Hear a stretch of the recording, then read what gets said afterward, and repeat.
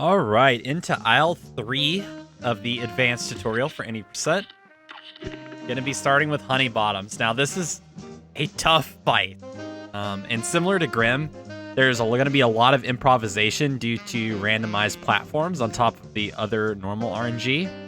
To start off here, if you have your RNG control, I recommend setting it to triangles. This is gonna be the easiest attack to learn how to do a 2-cycle on.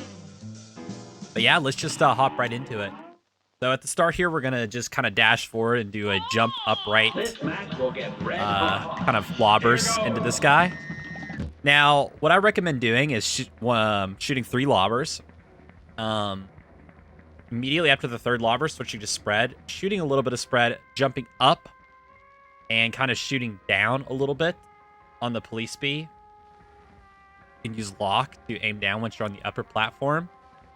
And then kind of switching the lobber, moving to the right, and then flicking a lobber back into the left. So like that. And then you just make use of the lock button and track the police bee the best you can. Know he's going to throw one of these things out at you, and that's okay. Don't take any parries. Random note about the police bee.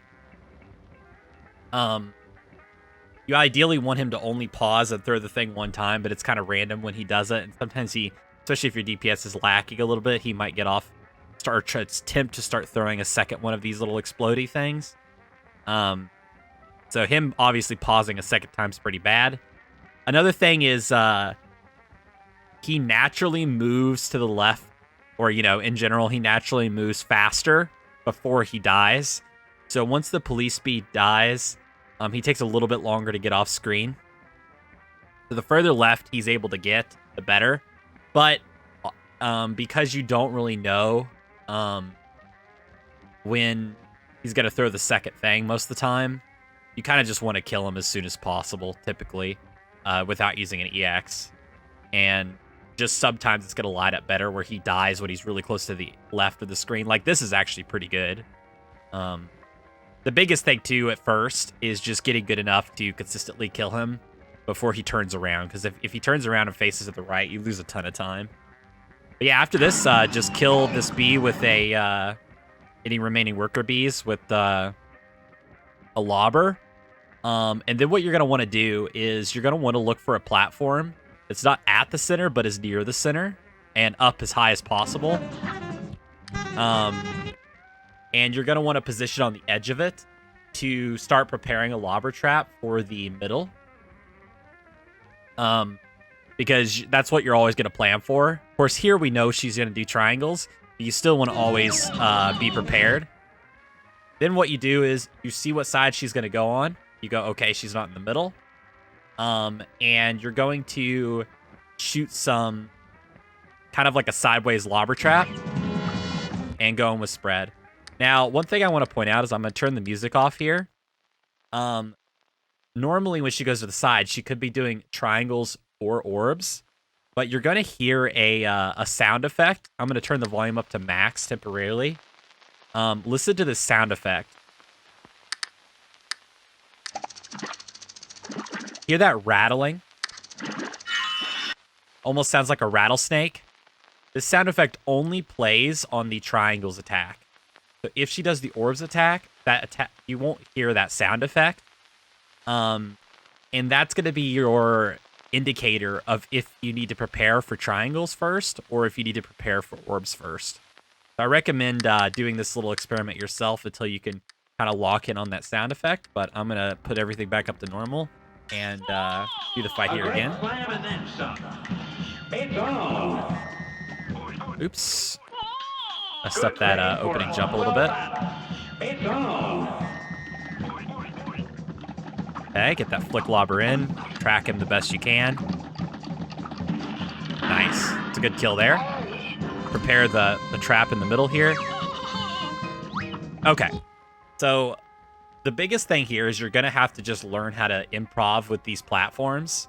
There's lots of little tricks and stuff you'll just have to kind of learn and get used to as you go on. But the main idea here is we ideally don't want to EX, and you want to generate over a little bit over 4 cards. You also ideally don't want to parry. Now, I say ideally, but because there is creative solutions where sometimes, like, instead of going a little bit over 4 cards, you could use 1 EX to help you hover up to another platform to keep up DPS, and then go for just, like, exactly 3 cards instead of, like, 4 and a little over. Because you used an EX, so that's, like, a compensation. You also can sometimes take a parry. On triangles first as well, you can take damage boosts.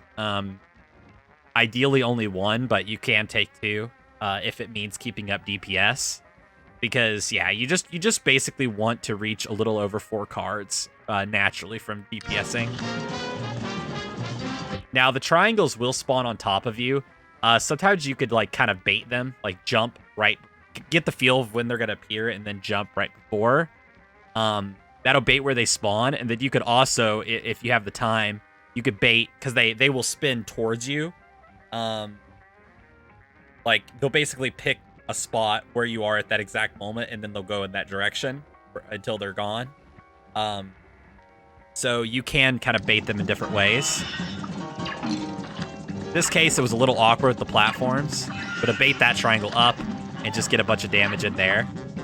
So you can see I went a little bit over 4 cards. This is good enough, but you could see 533. You could still do quite a bit more damage. So you could almost get to like 4 cards and a quarter almost.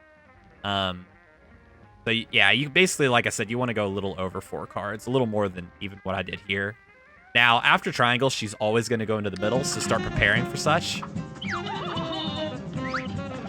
You could basically wait for her to point the finger down, and then if you're on the very edge of one of those platforms like I was there, you can shoot some lobbers kind of up and hit her. And then I recommend just, at first, just going for only lobber EXs.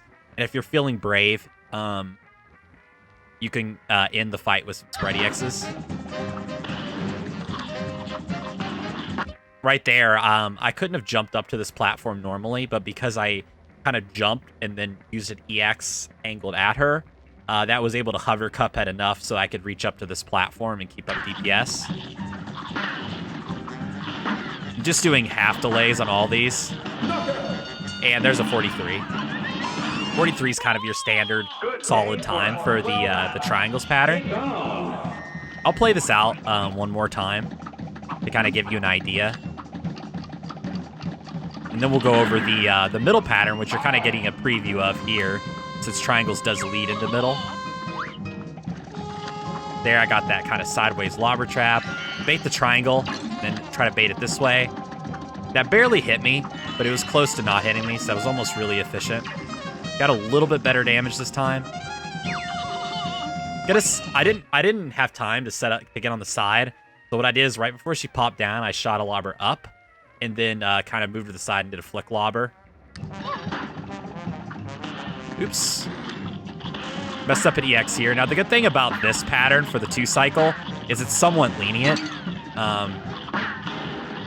So, like, you can see there, I got a 45. So I made a couple mistakes, but at least I still was able to get a 2 cycle. She wasn't able to get away. So that's why I think this is the easiest pattern to learn on.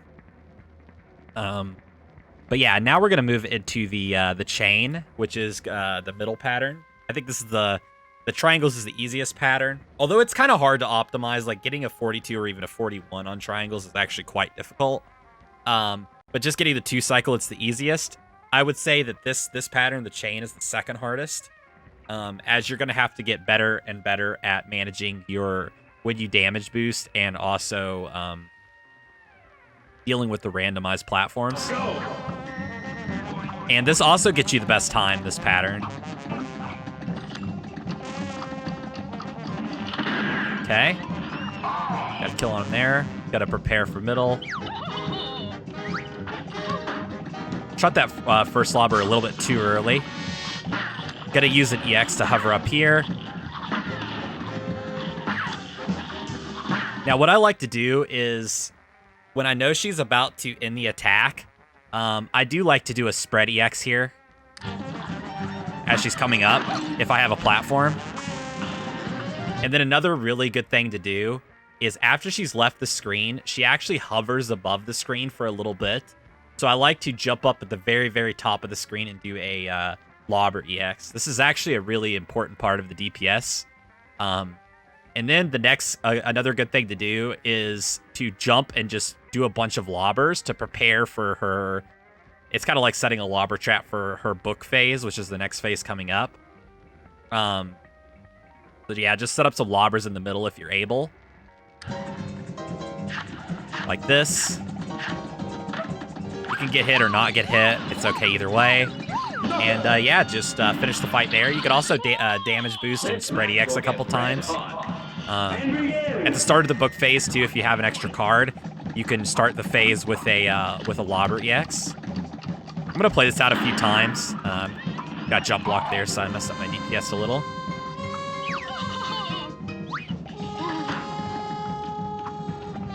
Missed a couple lobbers there. Let's see if I can make this work still. Missing a platform there, so I used the lobber EX to reposition. Use the lobber EX there to dodge the thing. Did that lobber EX the best I could. Now, I did miss some DPS here, so let's see if we can still get the kill. Yeah, still got it there. Had to do a spread EX. But yeah, that kind of gives you some idea of some different things. I am going to play this over, and this is one of those fights, like, you're just going to have to play a million times to kind of learn all these different things, how to handle different platforms, and still get the quick kill. It's definitely a very difficult thing to do. Shooting those lobbers a little bit early. I generally favor the middle if I'm able to get in here. But yeah, you could go for some spread EX here, another spread EX there, and then a lobber EX. This is a really good one. Really good attempt. There we go. There's a 39. So yeah, that'll give you some ideas. But big things to not sleep on is getting that, once she leaves in the middle, getting a bunch of spread EXs is nice. And also when she goes above screen, making sure to get that lobber EX and keeping up damage, because you really want to hit that kind of lingering off-screen hitbox before it disappears. You could even take the debugger and use the control plus page down key combo to zoom the screen out and look at those hitboxes if you're really curious to see them specifically. But just know basically she just hovers barely above screen and you can hit her as I was there. And that's a really important part of eking out that little bit of extra damage to help you get that 2 cycle and yeah, just finishing up the fight. Now, if you miss the quick kill and she goes into the plane phase, just set up a lobber trap in the middle, and the plane phase will rise up into the lobber trap and kind of wipe her out there. Now, next up, in my opinion, is the hardest one to get the 2 cycle on. This is the orbs attack. So you'll know you're getting the orbs attack if you get her on the side and you don't hear the rattling sound that I pointed out earlier.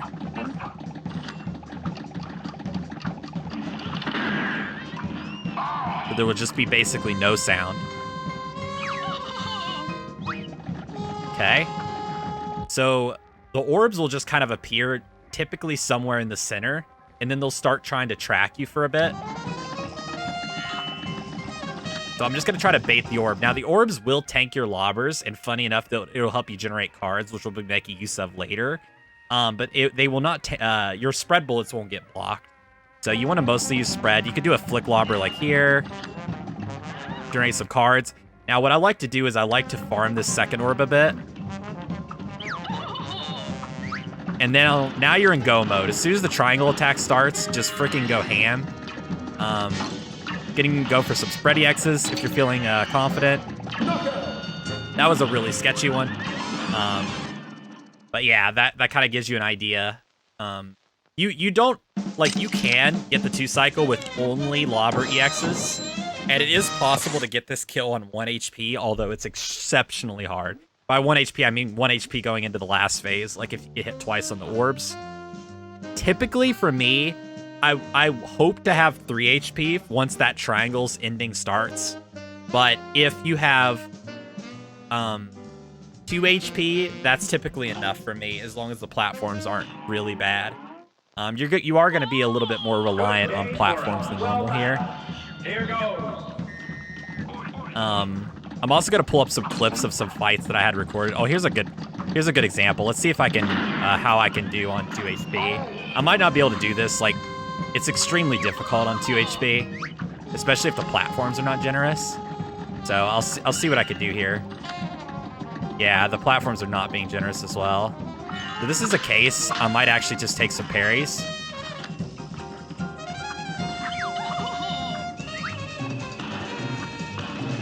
You could also use this. It's very precise, but you can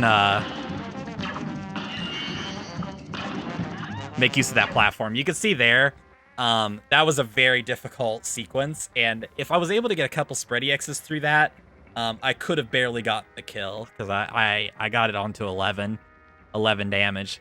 But yeah, that was kind of a good point, is to show that you can stand on the very edge of the platforms, like here. That's the max distance right there. And you could also use EXs while holding lock and pointing towards her to not get pushed off the edge. That's that, the tech tutorial, that's like the don't get pushed off the edge tech with EXs or whatever. Doesn't really have a name. But you can do this and not fall. And it will push you to the max pixel. That's kind of a cheeky way to do some EXs and not get pushed off the edge. But yeah, I'm gonna pull up some clips of some really difficult platforms that I've been given to give you some ideas of how to improvise around the platforms.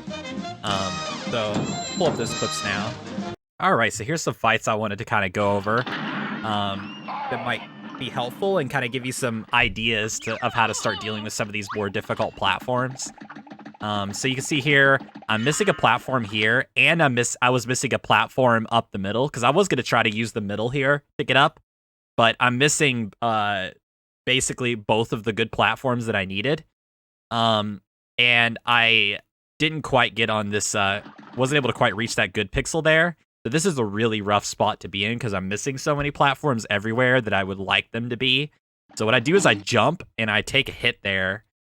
And then I bounce off the bottom, because when you bounce off the bottom, you get a much higher boost. And with that bounce, I'm able to get up and keep up DPS. Like I said, I don't like it, but I'm okay taking 1 damage boost in the orbs phase if the platforms are really bad. Ideally, I would avoid that damage boost, but given that situation, this was the best I could think to do. So I farm this orb up. I go over here. I start getting some DPS in with a bunch of Blobber EXs. Now here, this is a pretty problem spot, because I'm missing platforms all over the place, but I do have that 1 HP. So I'm going to make use of the type of damage boost here, where you jump and then immediately get hit. I talk about this in the tech tutorial. If you jump and then immediately get hit while holding jump, you're going to kind of get this like almost like half double jump. You can see how I got hit there, but see how Cuphead hops again. It's this very weird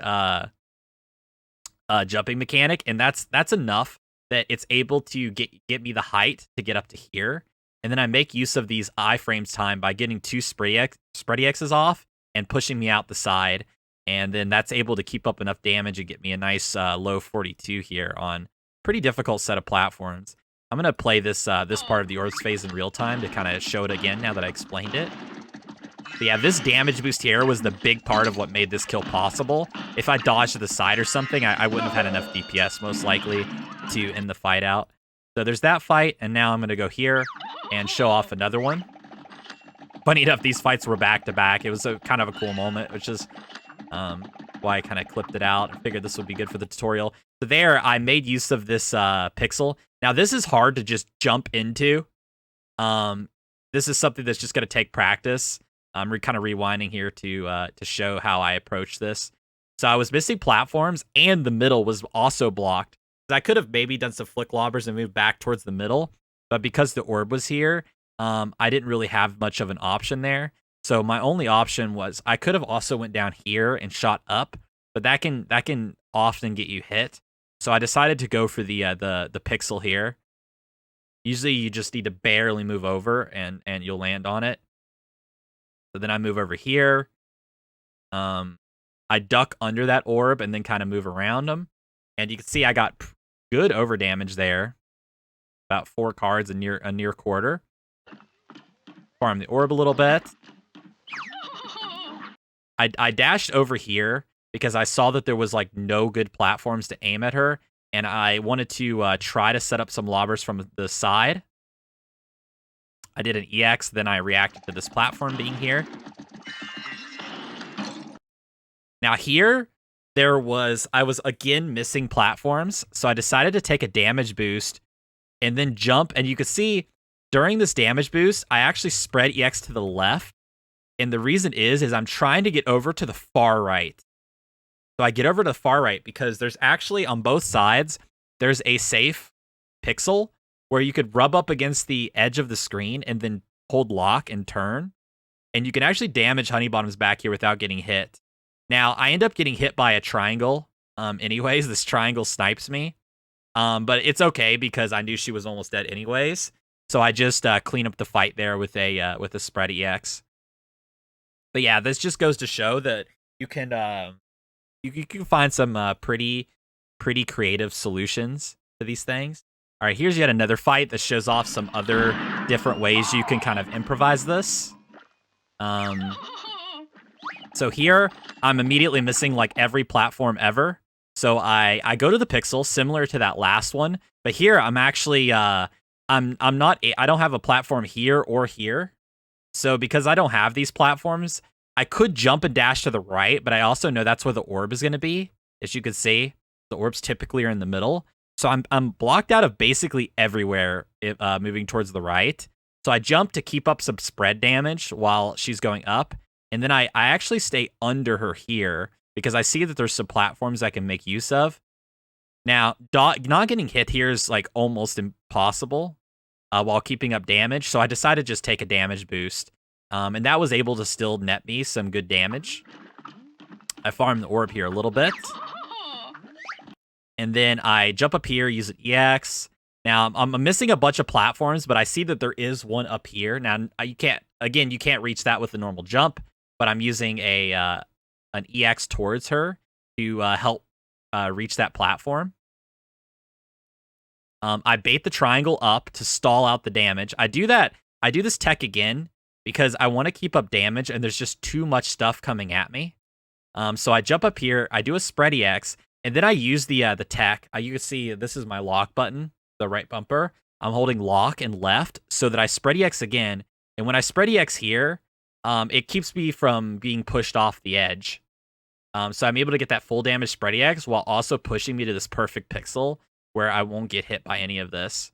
Then I jump up, do some damage, and I try to do an ending EX. Now, I didn't mean to fall off the edge there. But I saw that the triangle was appearing on me, so I was a little nervous. This could have been a little bit of a cleaner ending, but it worked out. But this fight had a lot of really interesting ways of improvising, so I figured I'd show it. Here's the triangles part of this in real time. Give you an idea of how it looks. There's that damage boost. There's the don't scoot off the edge. And there's the ending. Still a low 42 with some very challenging platforms. Decided to pull up one clip here of a middle pattern just to give you another creative idea. Although I want to talk about some other ways you could go about this that's a little more consistent. But I figured this kind of would be a cool example just to show you can get pretty creative with these solutions of how to deal with bad platforms. I honestly, I know there's a lot of fights where you'll feel like the platforms completely screw you over, and that is very true. It does happen.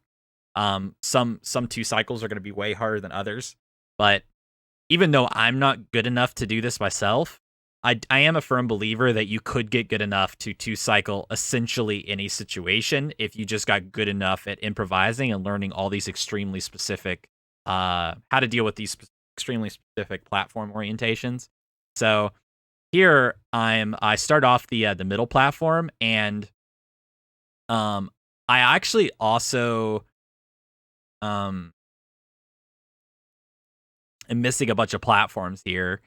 So normally, what I was hoping for was there to be a platform here so that I could jump up and then EX. I think I did that earlier in the tutorial where I was missing platforms in the middle, so I went to the side and then I jumped up here, EX'd, and hovered. But there was no platforms here. Now, I have come to find out, one thing you can do is if you react to this instantly that there's no platform here, you can actually jump up to this platform here, like jump up like to here, and then EX upright. It'll hit her, push you onto this platform, and then you could jump and keep up spread damage. This is a pretty good way to do it. You can also react really quickly and jump over her and EX down left if there's no bullet in the way. So jump over here and do that. Or even jump up left and EX here, and maybe you can get near these platforms. So depending on what platforms you have available, if you're missing these two middle ones in a row like this, these are some options. But here's another option that I do here, where I see this platform up here, and I was too slow to react to switching to these other sides. So I actually just kind of wait until I'm basically completely out of time, jump up, take a damage boost, do an EX to help hover a bit, and then make use of these iframes while shooting her head and body as I'm bouncing. And I'm able to bounce up to this spot in 1 damage boost. Now, this was able to allow me to keep up DPS pretty effectively at the cost of only 1 damage boost. I take a hit here, and then I do an EX there to basically do like where I'm trying to shoot the off-screen hitbox a bit, but I had to do it a little bit early because I was missing platforms.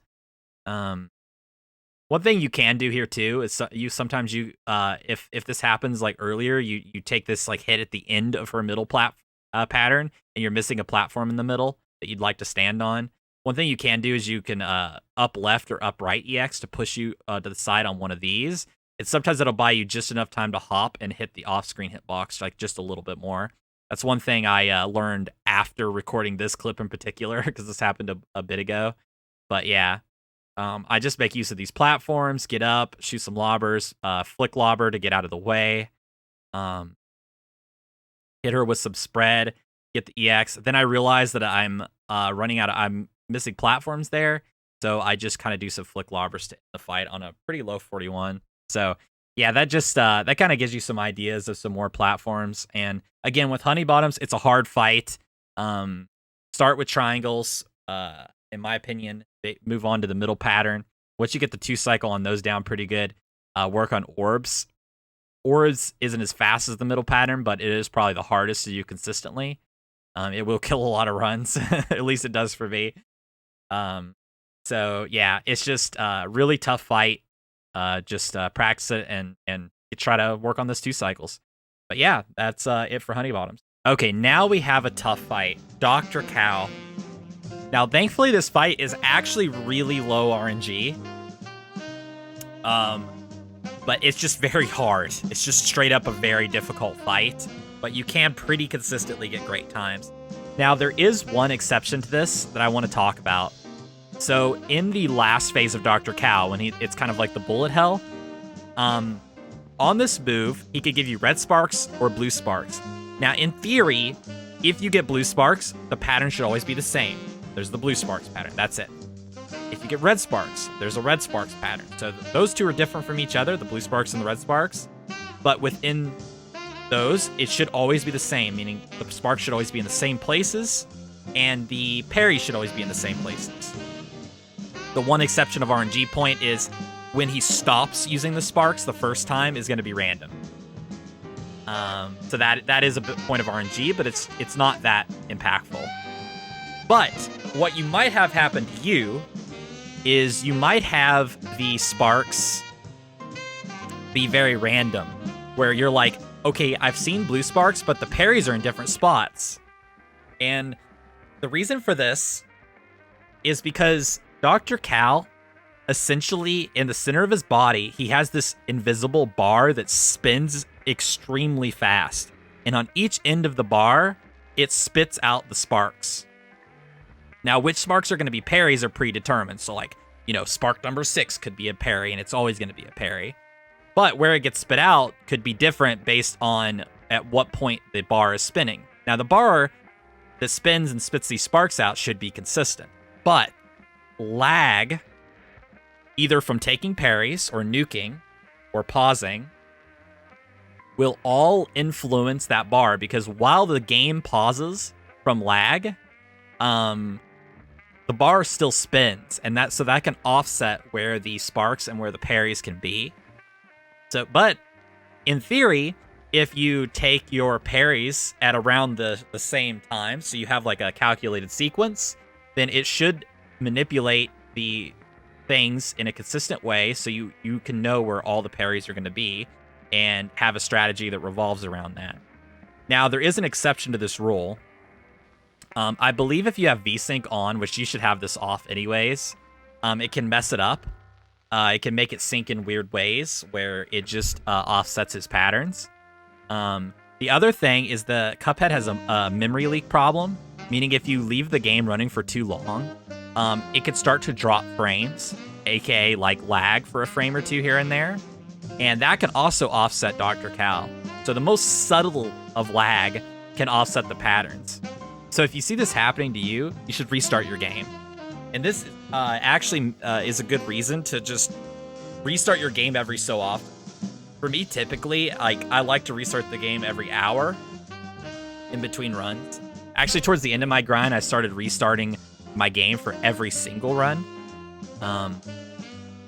Because it also saves you like 0.1 seconds at the start because of live split jank. But that's kind of like a very minor thing. It's also mainly to just make Dr. Kahl more consistent. You don't need to restart it every time, but to be safe, you can, or you can kind of get a feel for what your computer can handle. I'm not 100% certain on this, but maybe worse computers might be more susceptible to lagging. I'm really not sure. But yeah, if your parries are just like all over the place, even though you're doing the same parry timing, then yeah, try restarting your game and make sure VSync's off and see if that fixes it. If it's still having a problem, you might want to bring the issue to the Cuphead Discord or something, and post it there. But yeah, that's kind of like the a really important thing to know about this fight. But outside of that, there's some RNG in Phase 1 that can make things awkward, but you're pretty much going to go for like the same kind of calculated sequence here. But yeah, let's get into the fight. So at the start, you're going to have to learn how to one-cycle this antenna. By one-cycle it, I mean kill it before this beam goes off. Now, this is quite difficult. And the way to do this is you're going to hold shoot, and you're going to basically do a moderate tap of mini-plane, so that, and go straight up. So we're going to just go straight up, and the idea is that you want to un-mini-plane when your bullets would reach the height level of where the antenna is. So that's not the very tippy top of the screen. Like if I go to the very top of the screen, you'll see some bullets miss. Yeah, see that bullet? You can even see one in the top right there. It starts to miss. So you don't want to go to the very, very top. You want to go to the near the top and then un-mini plane. And start shooting and moving forward. And as you move forward, you can see how this antenna goes up and down, up and down. You're going to want to get used to that and track it. So you're going to want to move up and down with it. Like this. So I'm basically going from just below the top of the screen to the top of the screen. And you're also going to want to let out a mini bomb. And immediately switch back to bullet. The faster you switch to mini bomb and back to bullet, the better. So double tap that weapon swap button as fast as you can to let out that mini bomb, get back to bullet ASAP. And then right before the laser fires off, you're going to shrink and move down and also hover on mini bomb, because we're going to be making use of mini bombs on the chest and stomach, because the splash damage is able to hit both parts. This is going to get you some really good DPS here. Here's a real high-class gun. Here goes. Oops, missed the shrink. I pressed it a little bit early there. Red hot. It's on. But yeah, that's what it looks like if you miss the kill. If you do miss it, just wait till the beam's gone, go up, finish it off, and come back down. That's the backup. A great slam and then some. You could use bullet or mini bomb to finish off the top piece. Okay, so what I like to do is I like to mini plane down, and I like to hit the lower part of the chest to ensure that the splash damage is hitting the stomach and also helping clear out the droids. So I'm going to attempt to do 4 mini bombs on the chest and then 5 on the the stomach. So one of those hit the bottom part, so I'm 3 and 3. Okay. Kind of miscounted there. I'm gonna try that again to give a better demonstration. It's hard to do this stuff while pausing and explaining.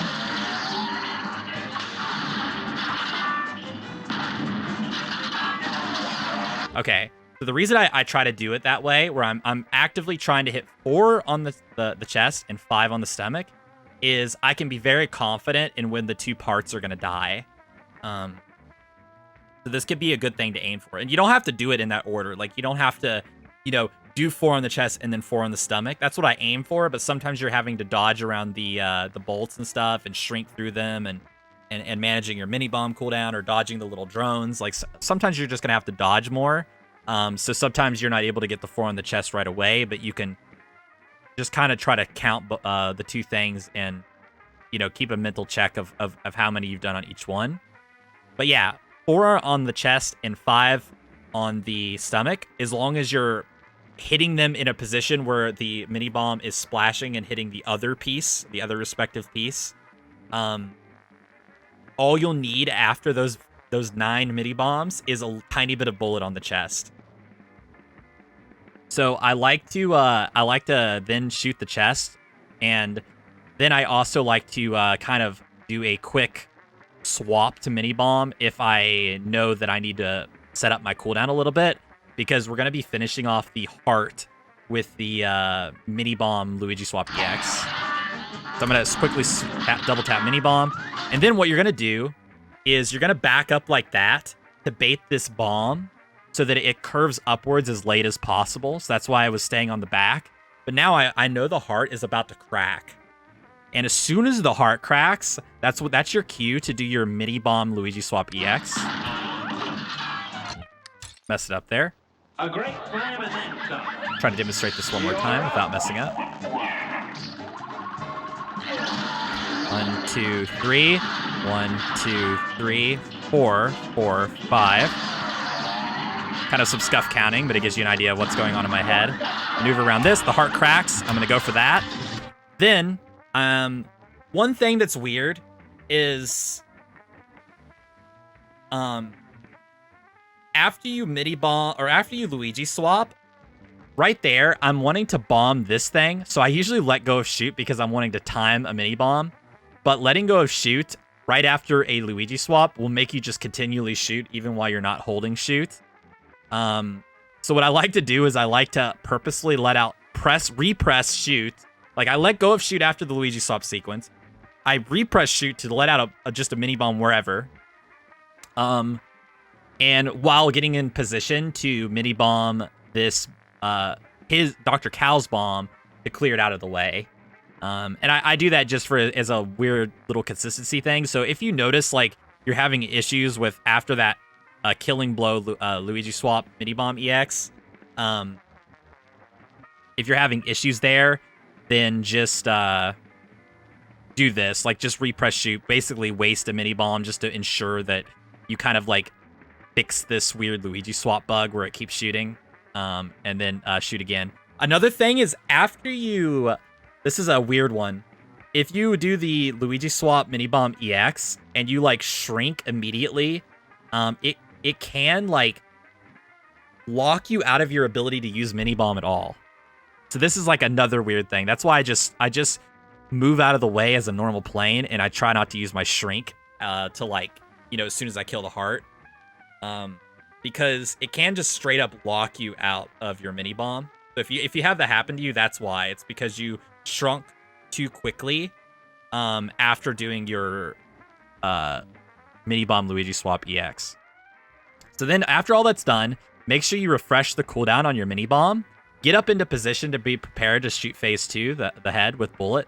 Get a bunch of bullets generated on screen, and then as he hits you, you want to let out a mini bomb. Now, as soon as you let out that, I got hit on accident there because it's hard to explain all this and play, but after you let out that mini bomb, when he goes off screen, you're going to switch to mini bomb for a little bit again. Now, the reason is we're about to go for a mini bomb, or I'm sorry, a bullet Luigi swap, and because we're doing a bullet Luigi swap, we're going to be swapping the mini bomb temporarily, right? Because you swapped a mini bomb and then back to bullet with the Luigi swap. And we want to let out a mini bomb during that Luigi swap, ideally.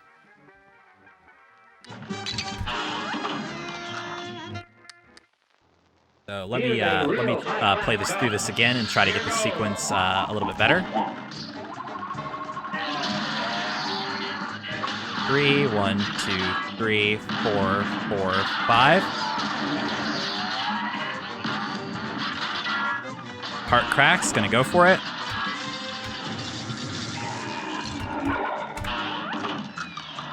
Actually, I take that back.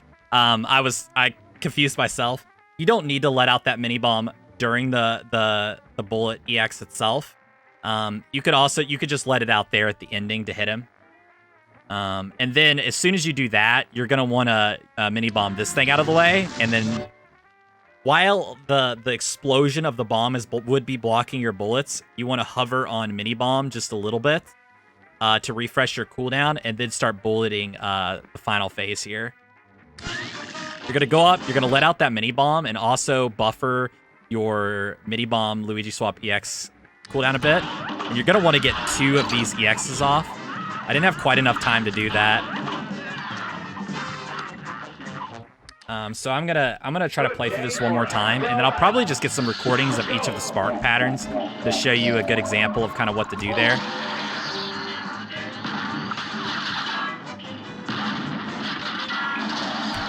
This will give you some ideas of how I'm kind of handling this phase a little bit.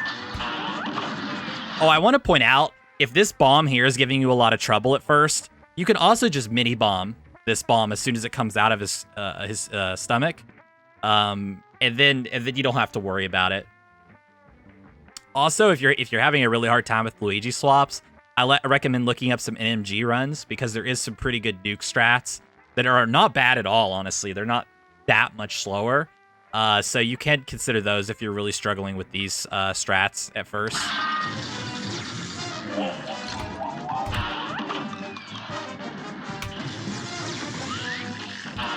So gonna get off 2 EXs there. You can weave in between those.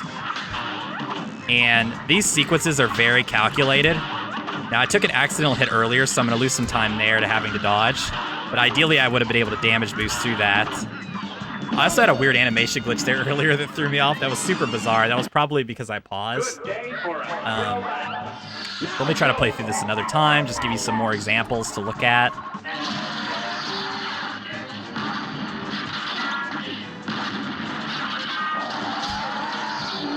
Gun that thing down, start gunning the heart down. It cracks, I'm gonna go for the Luigi swap there. Now that thing's semi-random when it pops out, but it's gonna pop out on the lower half of the screen. Oh yeah, this is another thing. So Dr. Kahl's hitbox is super jank. Basically though, when he comes out of the ship, also me pausing is gonna completely throw off all the parries. So this is a hard fight. That's why I'm gonna have to just pull up some videos of the sparks to give you an idea. So I'll do that next. But yeah, I can. I'm actually gonna give myself invincibility and just talk about this. So when he's out of the ship, his body's extended out. And so as he's moving up, you could basically get a really interesting bullet travel like this, where it's hitting his, it starts up high, it hits his body a bit, and as his ship moves up into it, the bullet EX is able to tick some more time. So you can get 3 tick bullet EXs, and I will go for those some of the time, as that's a really useful thing to do. So I kind of mix those in amongst the mini bomb Luigi swap EXs. The cooldown management here is extremely difficult to try to manage your mini bomb cooldown the best you can to optimize it. That's just something to work on over time, trying to really calculate out each EX and where your mini bomb cooldown falls in all these EX. Try to really make use of them. But yeah, if I did this EX just like here, it's only going to be a 2-ticker. But if I do it like this when he's going up, that was a little bit mispositioned. So he's going up and I aim at the head like this. That'll be a 3-ticker. So yeah, that's how the 3-tick bullet EXs work on this phase. Now there's another thing called double splash mini bombs.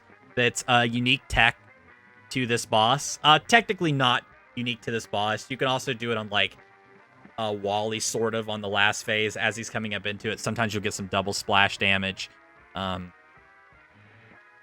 And there's some other weird cases, but this is like one that you can sometimes sneak in a little bit more damage.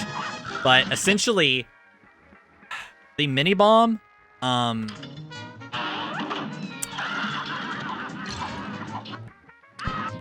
it kind of the explosion of it lingers a bit. See that orange explosion? It lingers a bit, and it also gets a little bit bigger. Like the explosion kind of expands, and you can see also Dr. Kahl has 2 different hitboxes. He's got his body and he's got the ship.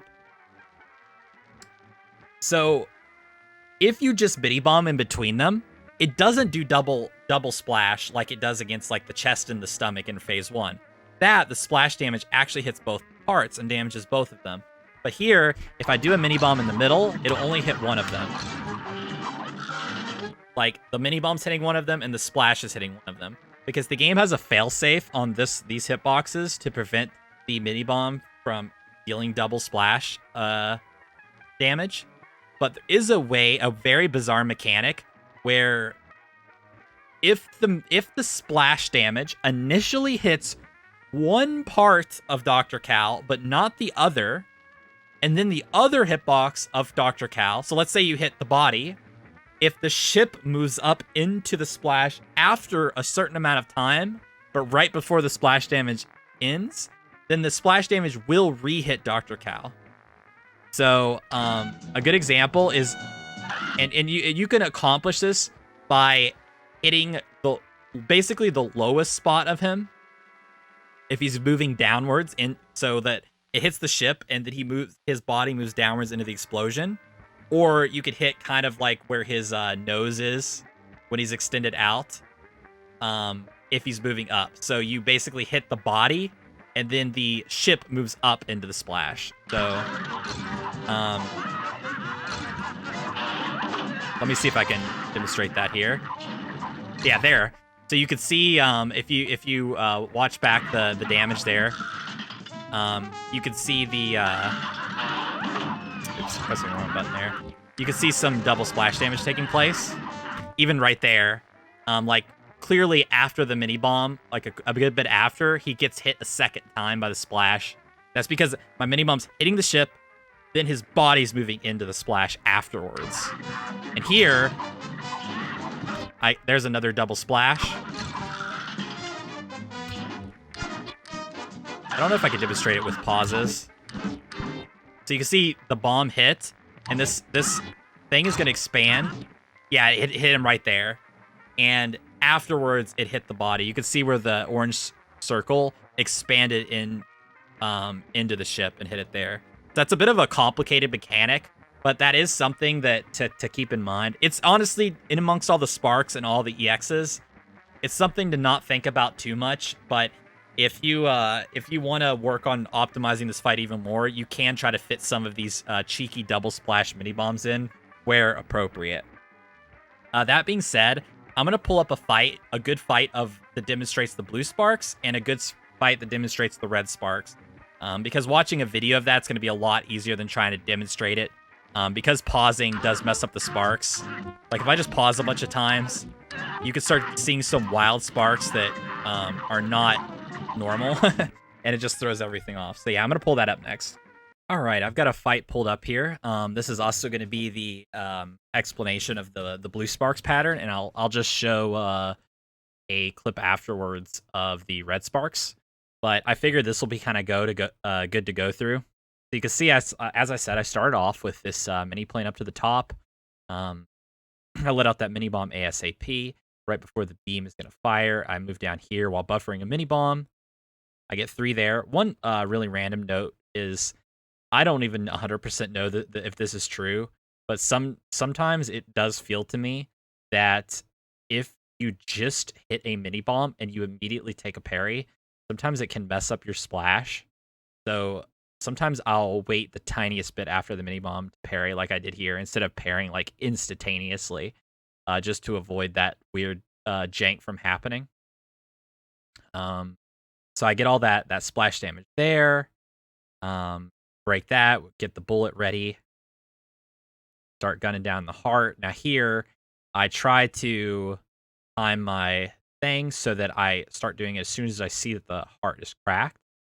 You can see I do those weird represses of the space bar just to ensure that I don't have any jank, and I can for sure time a mini bomb there. Go here, I got the bullet set up. I let out the mini bomb. You can see I hover mini bomb for a little bit. And one thing I forgot to mention earlier that actually is important. I think at first I said like, oh, just mini bomb this thing during this Luigi swap. I corrected myself after, but you don't want to do that because you want to start this EX sooner, and the mini bomb would just miss. And also, you wouldn't want to mini bomb yet because it'd make the head go down sooner, and you'd rather this bullet to milk some value out of this bullet EX. So out of this entire sequence of managing your mini bomb, you just want your mini bomb to be as close to ready as possible, so that when it goes off screen, you can hit that mini bomb. Now down below, there is a small chance.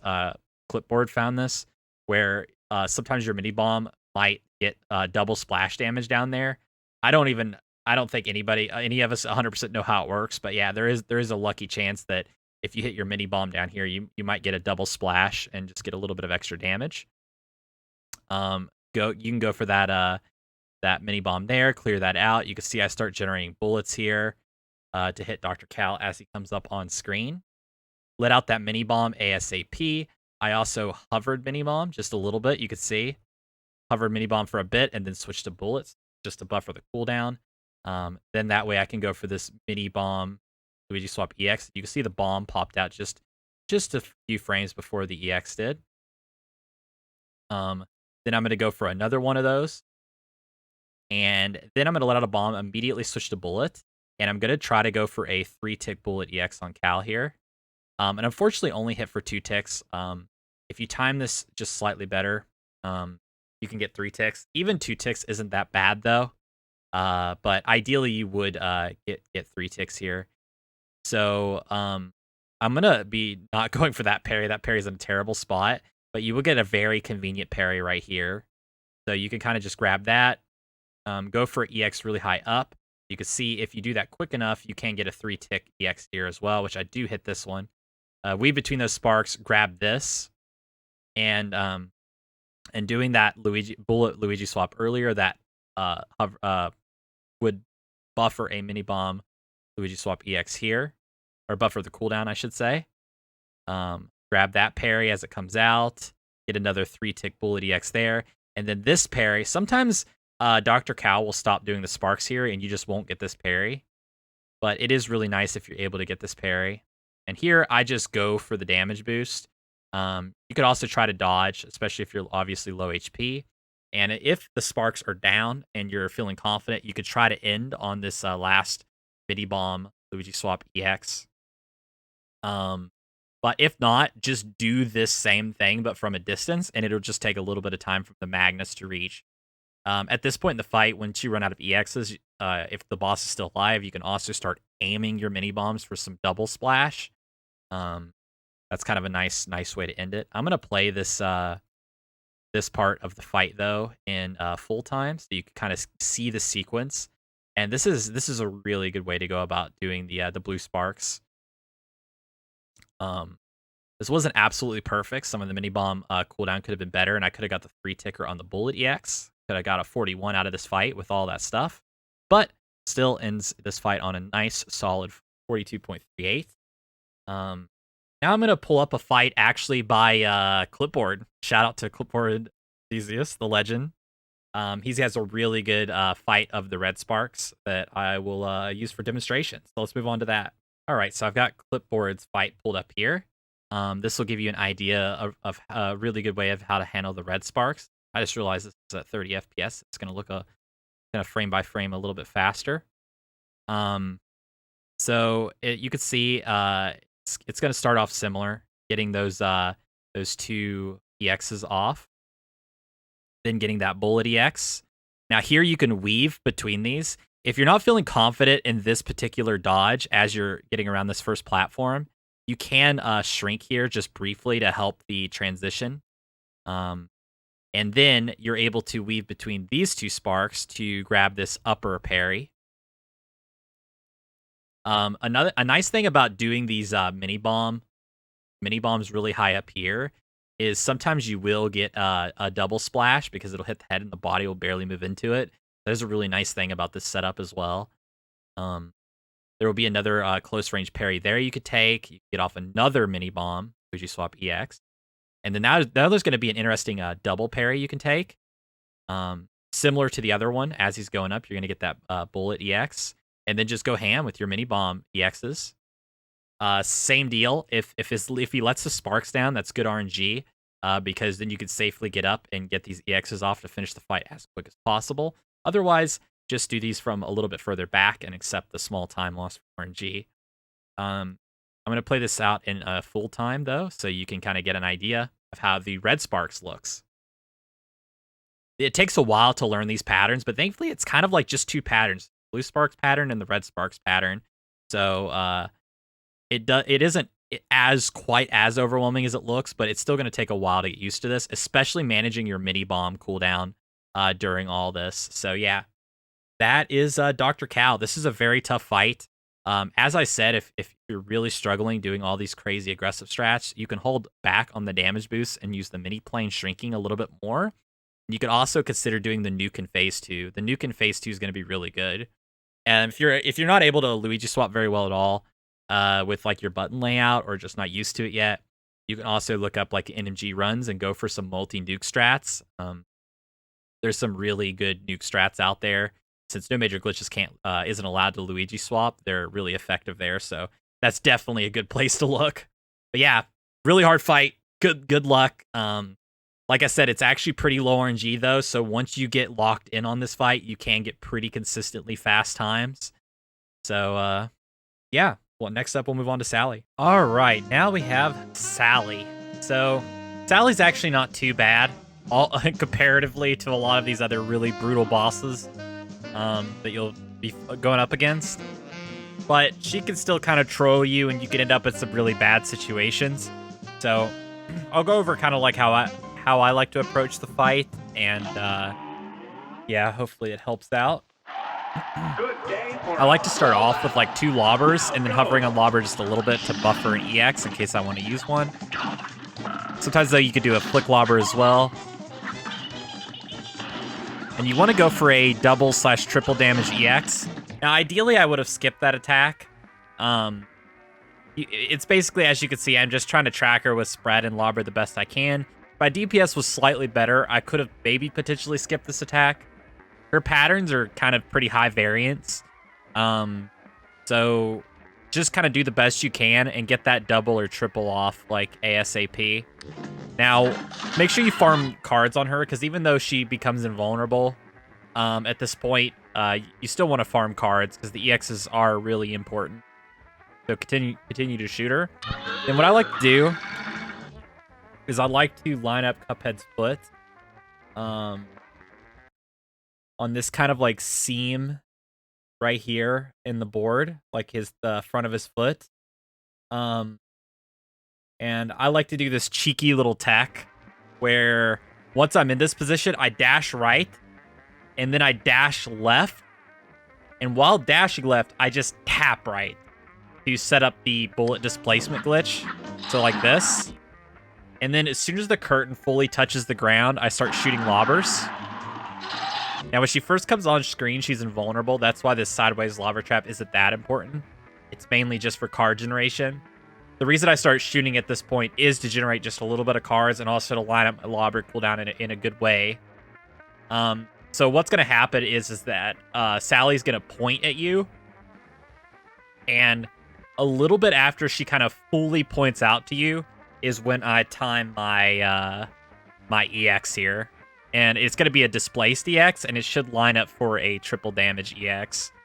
Now, if you don't want to do the bullet displacement thing, you can just do something similar like this, but just don't do the EX right away. Move up to her and spread shot her once she becomes vulnerable, and then try to go for a triple at close range. This is something Clipboard does, so look up his Sally fights if you are curious of a way to do it without bullet displacement.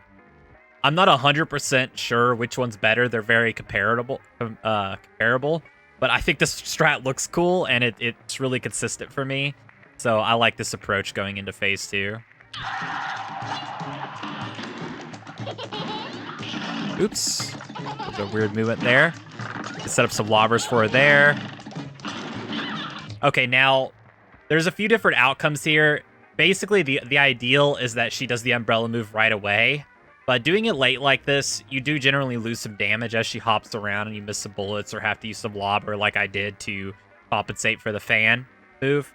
But the nice thing is you don't have to deal with the cars, so you're going to have a lot of HP to just tank through stuff. I'll play the fight out again and see if I can get some different RNG just to demonstrate. But yeah, at this point, you're just going to want to set up the best lobber trap that you can. One note is if you do manage to kill her at the top of the screen, which could happen sometimes, she'll basically get off screen sooner, which will bring out the last phase sooner. So that's pretty good if you can manage to pull it off.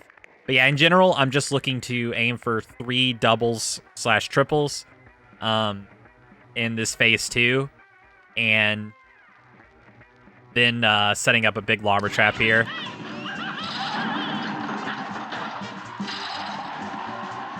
So what I like to do is, right before getting hit by either the lightning or the big wave, I like to do a full jump and do a spread EX, and then jump and get a lobber EX to chase her.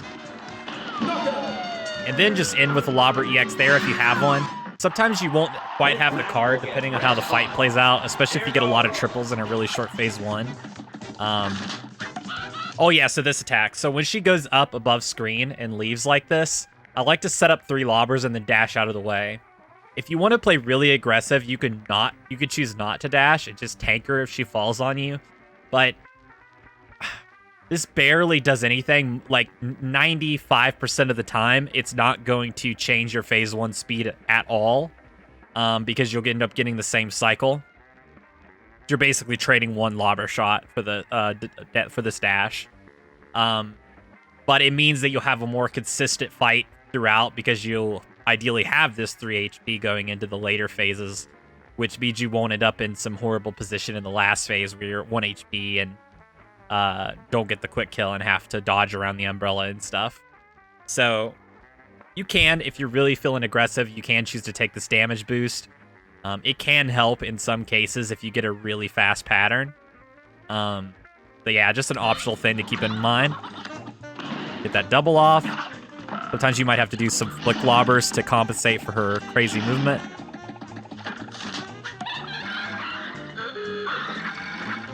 Okay. Gotta set up this again. Okay, so here's we're gonna getting different RNG here, so you can see this way. Okay, got her there.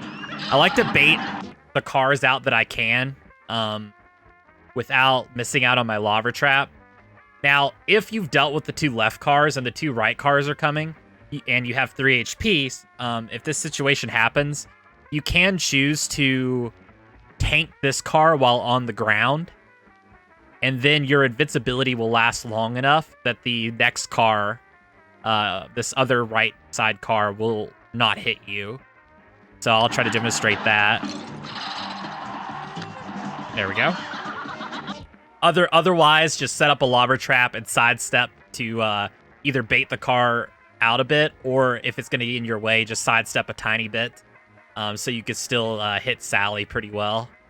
And yeah, like while you're dodging out of the way of the cars, you definitely, like, if you're 2 HP and there's still cars, like, you definitely don't want to get hit. You want to have another HP to tank through the big wave, because if you don't have the HP to tank through the big wave / lightning, especially the big wave, what you have to do is you have to go kill this comet thing and use the parry to get over it, like the casual way, and this loses a tremendous amount of time. So, like, a max priority for this fight is to have 2 HP going into this phase. You do not want to be down to 1 HP. So yeah, here I got lightning to jump through. Spread EX. Kind of messed up my inputs here. Yeah, in this case, I'd have to do this, which is awful. And finish her off there. I accidentally, when I came out of the unpause, I was holding upright instead of straight up, so I missed a ton of damage. And yeah, those are the situations like you do not want to be in. So it's really important to have that DPS on lock, or having good DPS there. Okay.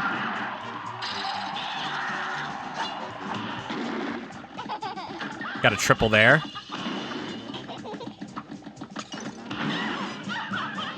Bait these cars. Tank through that. Kind of missed a little bit of spread in there. Gonna jump right before I get hit. Get that EX off. And there we go. I didn't quite have the card for the ending there because I got some triples in a fast phase 1, but I was able to generate that last card before she got away from me and finish her off with the quick little there. But yeah, like I said, Sally's honestly not too bad. She can be really trolly, and that's the biggest thing, is just getting good at not ending up at too low of HP going into those later phases, because that's where you get screwed over. You could see in that second attempt I did where I messed up the quick kill and had to deal with the meteor and stuff. I got a way worse time. I lost so much time, and I could have played it a little better, a little more aggressively as well, but you can also dive really easy in that case. So those are the kind of the really important things, is trying to focus in on having that HP to tank through, and then also your DPS to get that quick kill at the end so that she doesn't get away from you in the last phase. All right, next up we have Werner Werman. This boss is actually fairly difficult. There's a lot of really important parts to get a ton of extra damage on the fight. That if you miss them, you can lose a lot of time. And also, like, to get really good damage here, this is really a good place, or a place where, like, being good at flick lobbers is going to matter a lot. So to start off here, I recommend just setting the RNG, if you have it, to Catapult 1. Catapult 1-2, like, this is pretty much the best RNG, and I think it's a good starting point to kind of keep the phase 1 from having too much variance at first when you're learning it. But later on, obviously, you want to practice the other, like the cannon attack and stuff as well. But yeah, let's get right into it. So I like to start off by setting up 5 lobbers. 5 like that. And also, if you can see this like green like mitten or something in the background right here, I'm pointing at it with Cuphead.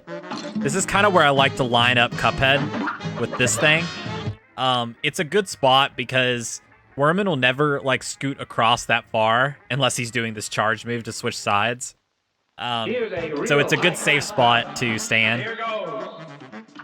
And then jump when you do the spread shot, just to make sure that your spread actually hits. This is kind of an important thing. Anytime Werman's like not directly against you, you want to jump to get a better spread on your spread shot. But yeah, what we're going to do is we're going to chase after him. And then as Werman's going to scoot back towards us, we're going to try to do generally like 2 flick lobbers. Sometimes more. Just depends on how you have to dodge. This is something, especially with this catapult and with the cannon move, you're just going to have to do the fight a bunch to kind of get used to how to dodge these attacks and when you want to be close and when you want to be far. So here I can go under. Here I want to stay back. Okay. So once Werman's going into this attack, what I like to do is as he's like about to charge, I like to switch to lobber and do a flick lobber from like the light coming from the door. So I like to go to this door, do 1 flick lobber, switch back to spread. I want to be facing right as Werman hits me so that it damages me to the left. And then I'm going to jump and chase after Werman and get to the very left edge of the screen here. do one more flick lobber as I'm kind of doing this transition from facing left and getting to the left edge of the screen, and then turning back into Werman. So there's one more flick lobber there. And then I'm just going to chase after Werman with some jumps and line up a triple. So chase after him. And then this right here is the sweet spot that you want to be in to line up a triple here. It's basically like this crack in the floor is going to be lined up with Cuphead's left foot. I guess his foot is like extended out over the crack just barely to the left. But yeah, that's the visual cue I use to line this up. Now, what's interesting here is if I zoom out, you see this Werman down here. If you remember the Goopy fight with the sprite swapping madness to get a quad or a 6 times damage EX, we're going to be going for the exact same thing here on Werman. Once Werman's transitioned into his next phase and he's started to move upwards, at around this point, the game does a sprite swap. And so just like Goopy, we're going to be getting our Lobber EX to hit the initial sprite, and the lingering explosion frames from the Lobber EX will also hit the sprite swapped Werman. So the timing for this is going to be going for a down right EX after Werman's busted out of the can. Not immediately when he busts out of the can, but just like a few frames after he busts out, we're going to go for this this down right EX. And the goal is that if we time it right, it should hit as a guaranteed as a quad, because it'll hit as a double on the initial Werman and on the sprite swap, which will add up to a quad. But if you have the position right and you win the triple, like the 50-50, you can get as much as a 6 times damage EX, which can lead you to having potentially the fastest fight. After we do that, after you do that triple, Werman's going to be up away from you. So I'm going to let go of shoot, hover on lobber, and then basically jump up and let out a lobber that I'll have ready at that point, while then switching to spread. So yeah, here we go. Now here, if you're at 1 HP, or you just want to preserve health, you can jump over the flame and shoot a lobber EX straight up. And then when Werman goes down, he'll at least get hit by a double. But if you have the HP to tank here, and you're feeling brave, you can just tank through this flame to keep up spread damage and to save all your EXs for some quads that I'm going to go over here in a second. So I'm just going to tank through. And that right there is the exact reason why this is risky. So in that situation, I got incredibly unlucky. I got a very early bottom left bottle cap. As you can see, I actually did almost trigger the phase thanks to some quad damage EXs, which I'll explain here via a video afterwards to kind of give you a better explanation of how it works. But yeah, basically that's the risk that you take. So you can avoid that situation by doing what I said, jumping over the flames and doing an EX. I'll actually show that on this next attempt. All right, so now we're going to set the RNG here to this Cherry Bomb 2, Catapult 2, just to practice something a little different. This does give you a longer phase 1, which is bad because you'd rather get him into these later phases to deal more damage. But it's good to have practice on this. So it's the same kind of idea. You're wanting to maximize time on spread, but making use of the flick lobbers the best you can when you do have to move away from the boss. I'm also going to show the version of this where you don't take damage. That was a little bit early there. But yeah, here's this version of the thing.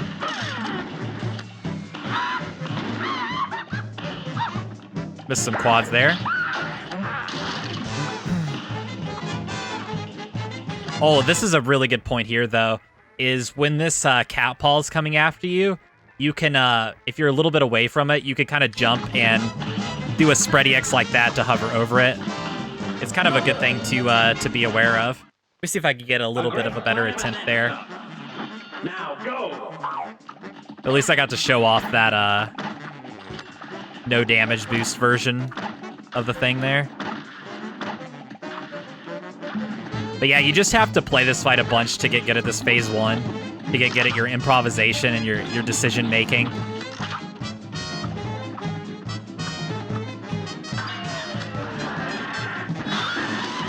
Okay, this time I'm definitely going to tank through. Only going to be able to have time to get off 4 quads there. And just going to go for some spready X's, just kind of finish the boss off. 43, okay. Now I'm going to pull up a fight and explain, because I mentioned like going for these quads in phase 2, and I'm going to explain how that works and show it kind of in frame by frame so you can get a good idea of kind of what to aim for there to get these extra quad damage EXs on Werman. So let me switch over to that. All right, I pulled up a recording I had here. Just going to kind of go over this and give you an idea of kind of what I'm aiming for. So yeah, just trying to minimize the time on flick lobbers, generally doing 2 lobbers. Sometimes you can get by with only 1, sometimes you have to do more. This is that moment where I see Werman's starting up his charge here. He's got his finger pointed up in the air, and that's kind of your cue to move over here and to do a flick lobber. You don't even have to move as far back as I did there. Like I said, you could just line up with the light on the door, and you'll have enough iframes to walk all the way over here. And then here you can see I hover on lobber, and I flick one into him there, switching back to spread. Gonna line up for this 6 times damage EX here. So as you can see, Werman busts out 1, 2, 3, 4, 5, 6, 7, 8, 9, 10, 11. On the 11th frame of after he busts out, I go for this EX here. And you can see it'll hit for triple damage. And then the sprite swap happens right here. You can see it hits again for triple damage.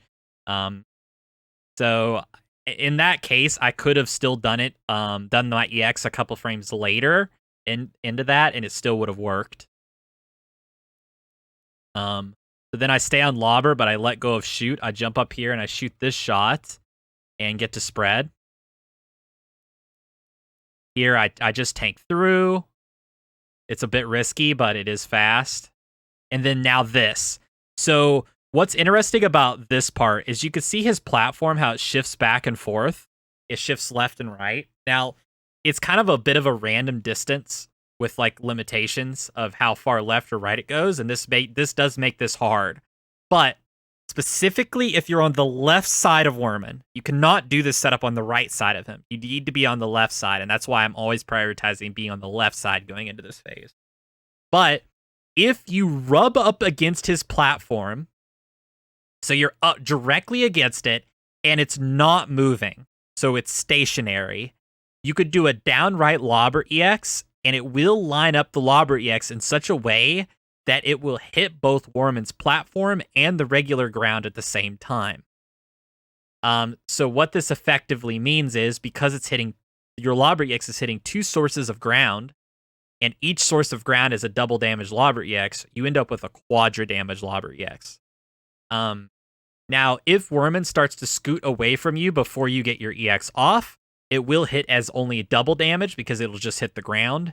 If you're doing the EX and then Werman scoots closer towards you as the EX is firing off, the EX will actually hit Werman instead of any source of ground, so you'll end up with a single damage lobber EX. So the timing and positioning of this is incredibly important. Again, you want to be rubbed up against the left side of his platform as against it as you can be. So just walk into it or let it scoot into you. And then you want to do a downright lobber EX while it's still stationary. You can see here, it's stationary, the lobber EX blows up, and this hits his quad damage. Then he starts moving away, you're going to chase after him.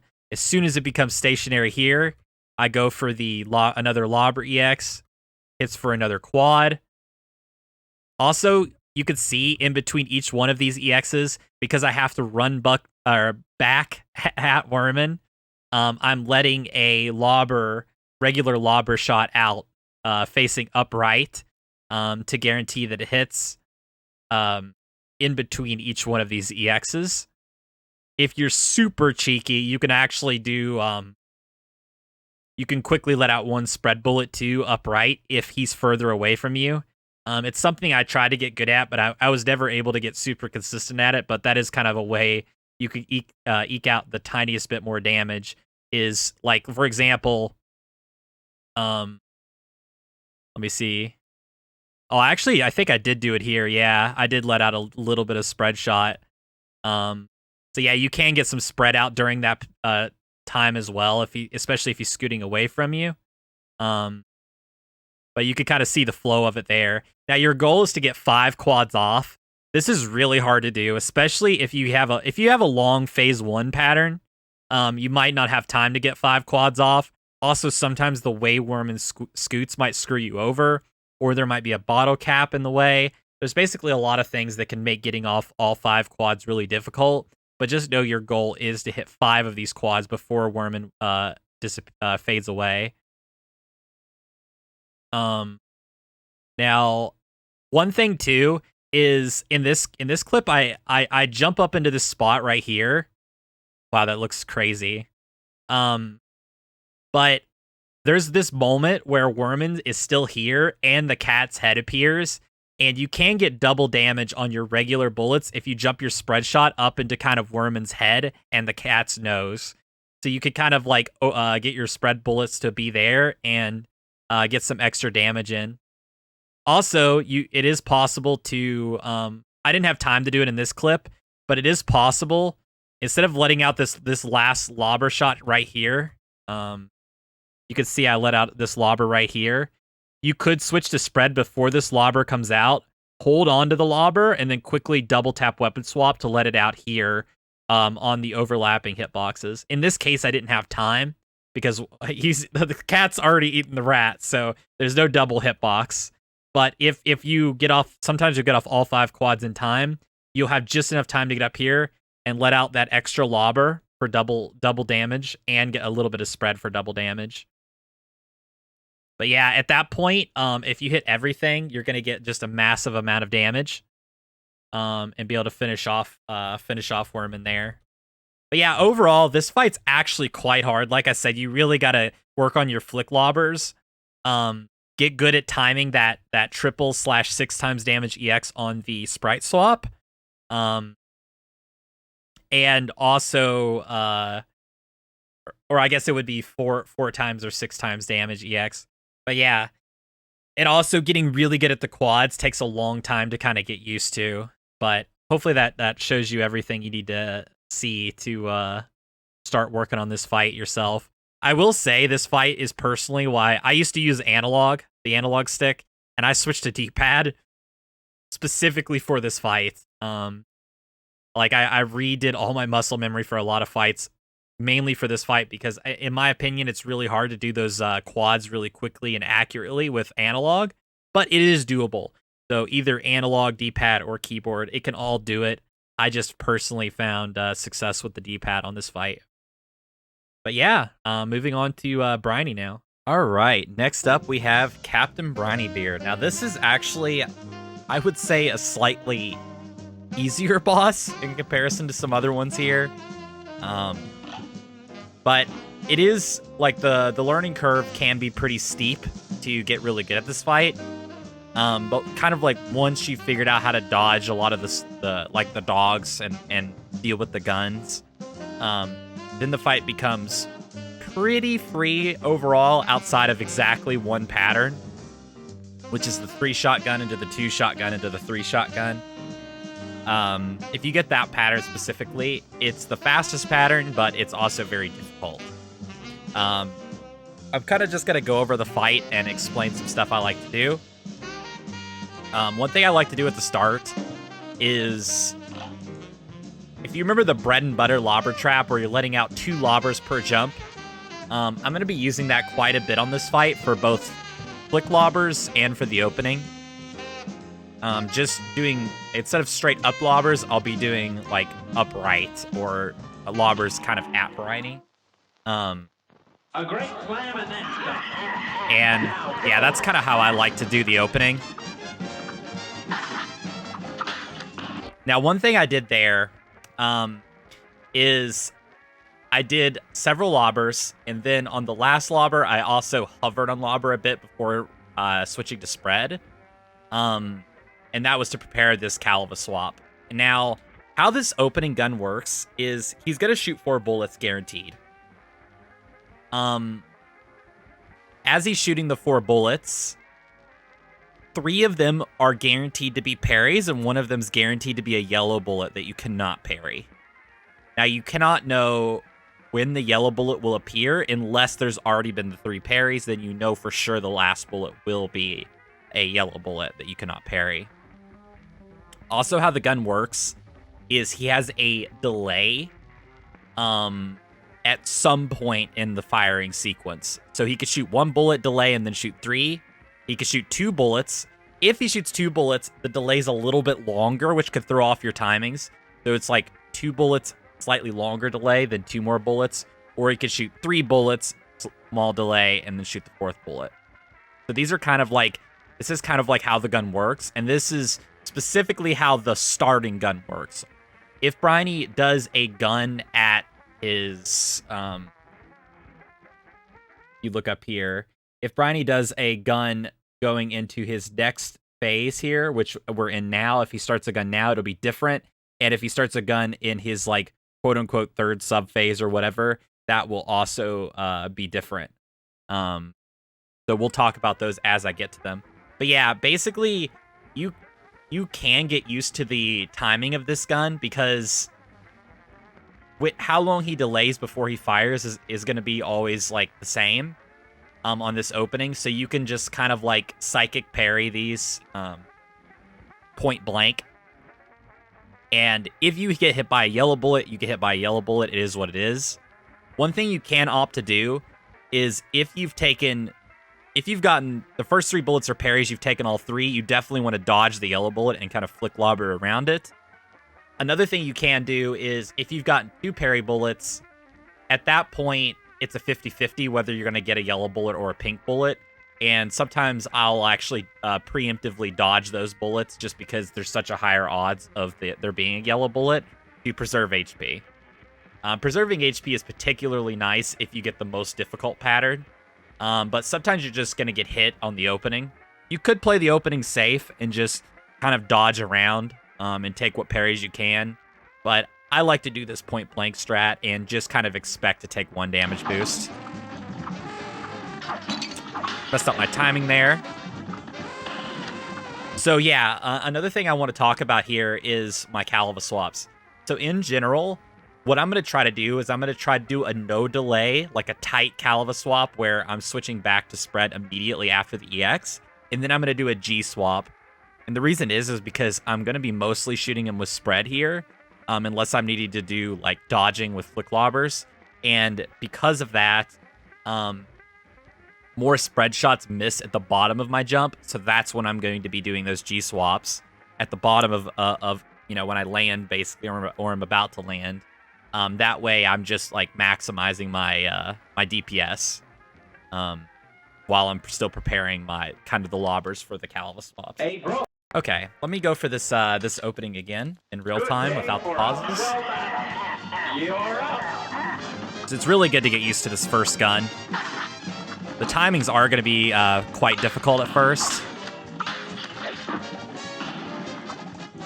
Okay, so now at this point in the fight, Briney is going to have a few different options. He can either do a 2-bullet gun, which sometimes will even, like, almost glitch into his hands and shoot instantaneously with, like, no delay. Other times there will be a slightly more delayed. He can also do a longer gun pattern where he'll pull out the gun, delay a bit, kind of shoot a couple bullets, and then wait a while and then shoot a couple more bullets. This is, like, a much longer gun pattern. And he has a few different, like, summons, essentially, he can have. He can bring out the squid or the shark, which are both, like, the shark in particular is extremely easy. You just ignore it. And the squid, you can also either ignore it or you can kill the squid to speed up the animation. The other one's the dogs, which the dogs aren't that bad. They're kind of hard at first, but once you get used to like the pattern of when the dogs are going to jump out and knowing there's only 4 dogs and kind of getting a feel for their timings, which there is some RNG to that, then it's not too bad. So look right here, we are getting a summon. Let's see what we get. Okay, so squid. So once you get confident in the fight, one thing you can do is after you kind of bait this barrel, do a few jumps on Briny, and then you can do a down left lobber EX in the air to do basically hit the squid for double damage, like a double damage lobber EX to kill the squid. This will start Briny and do his next attack sooner. Now, if specifically Briny does gun after this, it can be quite difficult to get the 3 cycles, so I only recommend doing this once you're really confident in the fight.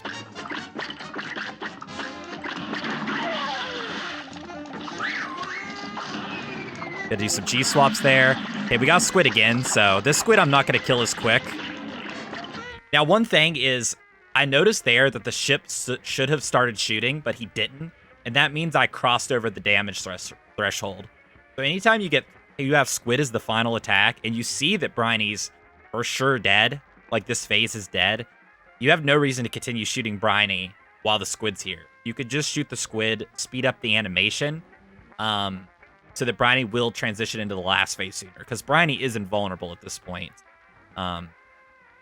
Another thing, I generally, if I'm able, I like to try to finish off Briny with a lobber, or in some cases even a lobber EX. It's kind of hard because there's so much going on in this fight. There's a lot of variance, so you kind of have to guess a little bit of when Briny's almost dead, or like almost going into the final phase. And the reason you could do that is sometimes you'll get like more over damage on your last hit that kind of triggers Briny's invulnerability moving into the last phase. So it's just like a cheeky little optimization to try to speed up the last phase.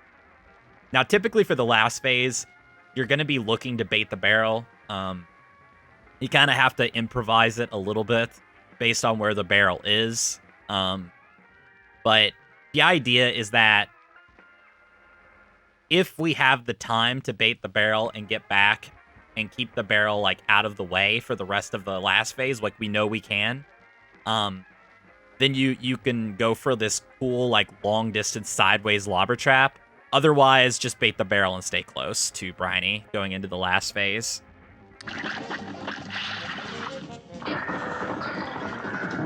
Okay, so in this case, I got this pattern wasn't super fast. So I was able to, basically if you bait the barrel when it's close to the front, then you know that the barrel will not activate again for like while you're on the far right. So it basically will get out of the way and won't screw you over. So what I like to do is you kind of got to get a feel for this timing for when the boat becomes vulnerable, but you basically let him roar for a little bit. And then I like to do this sideways lobber trap like this. And then just go for a bunch of cut jump block there. That was so ugly. But yeah, you basically just jump and unload all your EXs while dodging around the flames. That's kind of the way to go about the last phase. I'll be showing off a cleaner version of that ending when I pull up the really hard RNG. But I want to play out the fight a few more times to show you some different patterns that you can get to kind of talk about them. Yeah, this opening is always good to get practice on.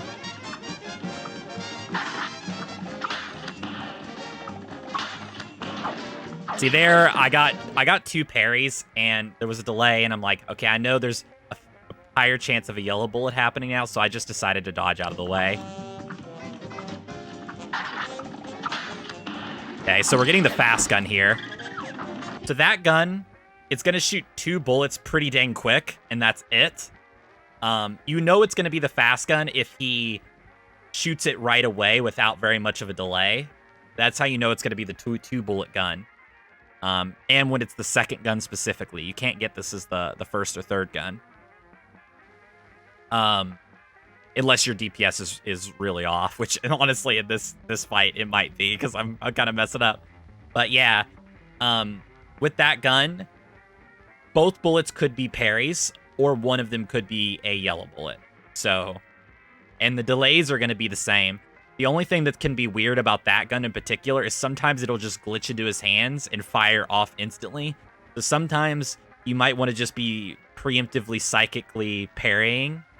Another thing is if you did get hit in phase 1, I generally find it safer and to get you if you get the really hard RNG where you get triple gun in this case, I find it really nice to have 2 HP going into the last gun.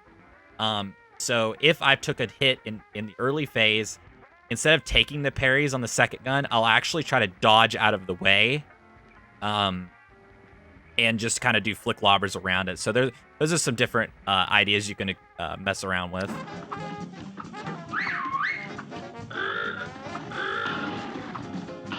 So I'm getting Shark here. As you can see, Shark, there's not much of a need of an explanation for Shark.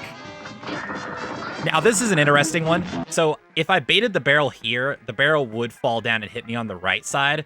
So instead, what I'm going to do is when the boat's about to be vulnerable, I'm going to jump, bait the barrel as it's closer, and then also in that same jump start DPSing the thing. Like this. I did it a little bit early there. Yeah. So in that case, I had the HP, so it didn't matter. But I kind of got the timing thrown off from pausing. But yeah, if I waited just a little bit longer to bait the barrel, that would be the time you'd use for that case. It's always, like I said, it's a bit of an improv, because you're going to trigger the thing at different timings. And you just have to kind of get used to it. But yeah, for that timing, if I just waited a little bit longer to bait the barrel, it would have worked out really well.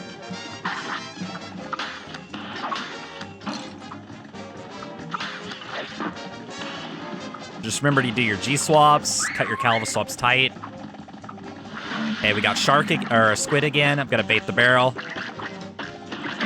Then get rid of the Squid.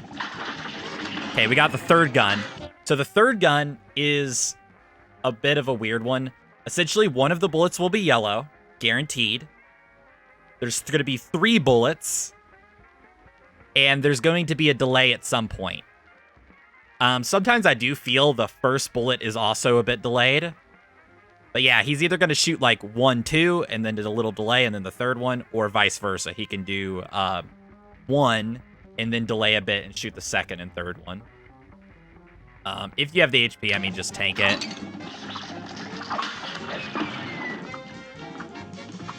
Okay, maybe this time I can get a better example. So this one, the barrel's already a bit closer, so I'm going to bait it a little bit early and then jump over the barrel to kind of create distance between me and the boss so I could start shooting lobber a little bit sooner. Like that. And you can see that barrel was not in the way, and it kind of got a good 41 time there. But this is like, you're getting to see kind of most of the RNG. I'd like to get the dogs, at least. Because the dogs actually are a problem early on.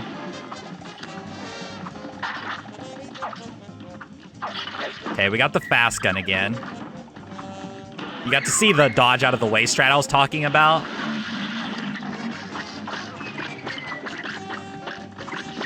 So here I'm probably just going to use up the whole squid time.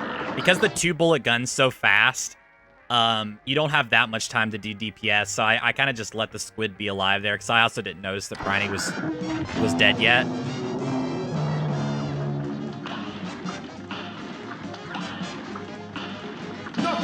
Okay.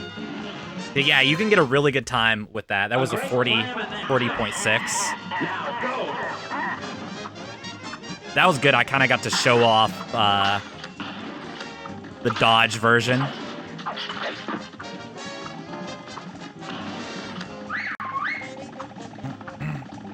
Getting lots of squids. Let's just do a retry there. A great slam and then stop. You're up.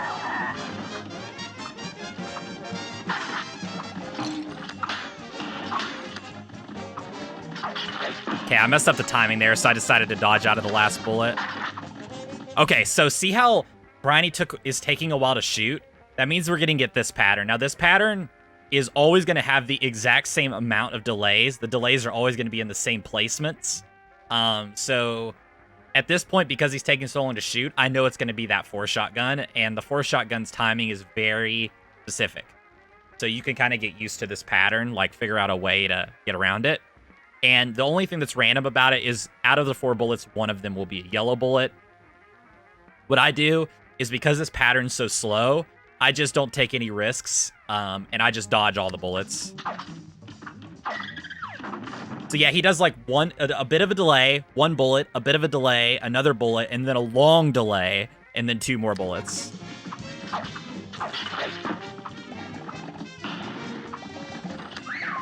You're not... Okay, here's the dogs. So the first thing you could do is if you have EXs, you can EX over the dogs. But also, like, you can flick lobber around them if the barrel's not in the way, like this. So this is difficult. Like, if you're not used to doing aerial flick lobbers, that could be pretty tough. But the main thing I'm aiming for is I'm kind of doing, like I said, that bread and butter lobber trap timing where I'm doing 2 lobbers per jump, essentially. One right before the peak of my jump, and then one on the way down. And this is kind of how I like to go about it.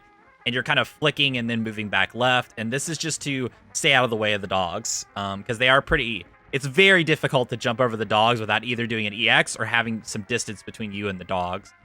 Now, you could feel free to use a bunch of EXs if you feel more comfortable. In this case, because I had a very slow phase 2 attack, which is the 4-shot gun, I knew that going into the dogs there that I had plenty of damage, so much damage. So I just as well save cards to get a quicker last phase. But if you got dogs, say, second attack, or maybe you took some unintentional damage, feel free to just unload all your cards to help you get over the dogs. Especially if the barrels, like if you get dogs second, the barrels can be more in your way. And you might have to like bait the barrel and then use EXs to hover over the dogs as well. So those are some kind of different outcomes that can happen. So here I have time to set up this sideways lobber trap. Okay. Fish it off there. You can see that's a pretty slow pattern, 44.7, but we got through it. In general, Briney's going to be tough to like get the timings down, all this stuff. Mainly the dogs and the gun, because obviously the squid and shark is pretty free. The squid's a little more complicated because you could start to kill the squid in different ways to speed up the fight once you're more confident. Early on, you could just ignore that and just go on Briney the whole time. And just, shark and squid makes it really easy. But it is important to practice these different gun patterns and different dog patterns. Now, unfortunately, there isn't any RNG control for this fight. It turned out to be very hard to make, so it's not been made yet. But yeah, you'll just have to kind of deal with it there. I am going to pull up the hardest RNG on a video of my best fight with the boss and kind of talk about that. And you get to see some of the stuff like the sideways lobber trap and stuff in more slow motion. But yeah, let me pull that up now. All right, so here's this Briney fight. I'll kind of show this off and talk it through. You can see I'm just starting off with these lobbers. I hover on lobber a little bit before switching to spread so that I'm buffered there. I got lucky there. I got 3 parries, so I knew the last bullet would be a yellow bullet. Here I just go for some point-blank parries because I had 3 HP. There's no reason not to YOLO it. Here it's similar deal. I have HP, so I could just be reckless and just basically keep up DPS and go for a bunch of parries. You can also watch the fight back. This is in my like playlist of my best fights to kind of study when I use my EXs. Sometimes it's going to be different depending on the amount of parries I get, the amount of HP I get. You just kind of have to make some decisions there. Typically for this RNG, things do not go this well, and I would use 1 or 2 more cards.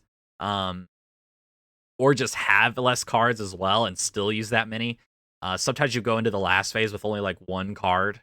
I think as long as you have 1 card going into the last phase on this, you're going to be able to still get the 1 cycle on the boat to end it. So I get a bunch of DPS there. Another thing about this fight that I I kind of lucked out on is I got a really good timing on that last Lobber EX. So the last Lobber EX happened that did all the overdamage. Happened, basically the gun ended. I did one more jump and then went for the Lobber EX, and that timed out with this DPS to overdamage Briney a lot. So I got him really far past the threshold, which is setting me up for a really fast final kill. Also, this barrel is gonna, because the pattern's so fast, you can kind of just go over here, bait this barrel like right away, and then still be in this sweet spot, which I kind of want to be around these logs or whatever these are here. I'm not actually sure what this is called, but yeah, like I kind of just like to line up here the best I can. Here I had to scoot forward a little bit to dodge that barrel, but this sets you up in a really good spot to do this sideways lobber trap. I'll do this lobber trap in slow motion. I do this kind of like peak lobber to the right, and then I jump and start shooting these upright lobbers. I could have actually done this like slightly sooner on this attempt to start up the DPS. But yeah, then you're just going to be jumping and doing these swaps. This RNG is very difficult. It's very easy to either die or mess up. I kind of got lucky in some different ways on this attempt that I finished it with 2 HP. You're almost always, if you get this, you're going to be at 1 HP. If you do barely miss the third cycle, like you don't have enough damage, and you get squid, you can just focus down the squid ASAP with like a Lobber EX. If you get any other attack, you're very, very, very sad. Thankfully, at that point, you have like a 1 in 3 of getting squid because he's still like in that last sub phase if he does a 4th attack, and because he just did gun, he's guaranteed to do a summon afterwards. But if you get dogs or shark, you're super sad. You're just losing a ton of time if you get that 4th cycle. But sometimes that could be better than your run dying. So yeah, just be patient with yourself on learning this RNG. That pattern in particular is miles ahead in terms of difficulty over all the other RNG. This triple gun with the second gun being the fast 2-shot gun instead of the slower 4-shot gun. But yeah, that's Briney. All right, next up we have Cala Maria. Now, right before we get into that, I'm going to show some secret bonus tech for this fight. So, if you do a Luigi swap, so in this case, I'm going to press weapon swap and then weapon swap and EX at the same time. And while the Luigi swap is happening, you let go of shoot. Cuphead will continue to shoot even without the shoot button pressed. We can use this to allow ourselves to shoot even while petrified by Cala Maria in phase 2. This is gonna just kind of help us out, keep up DPS without having to damage boost or anything, or dodge, anything like that. If you press shoot and let go, it will like get rid of this effect. So I just wanted to show that off to start us off here. All right, so now we're here at Cala Maria. She's honestly not too bad. It's mainly going to be getting good at phase 1, because once you learn the strategies for phase 2 and phase 3, they're pretty consistent and pretty easy. So phase 1 is where all of the difficulty comes from and where you should be spending most of your practice time. One thing I'm going to do is I'm going to set this to ghosts, so I could show you the optimal ghost opening. One important thing to note about the ghost attack is when she does it, when she spits out the ghosts, like, her hitbox moves left a bit, and if your EX move lands right as she does that, it'll travel through her in such a way that you'll get 4 ticks on your bullet EX instead of only 3 ticks. So I'm going to show an opening that is able to get 2 EXs off, even if Ghost is the first attack. But if you get Ghosts later on, you could potentially get 3 EXs, 1 for each set of Ghosts. So just something to keep in mind there. But yeah, let me show off this opening. All right, let me show this Ghost thing here. Here's a real high-class bout. So gonna start off, just get some bullet on, let out that mini bomb really quickly, bait this out of the way. There you go. So that opening gets you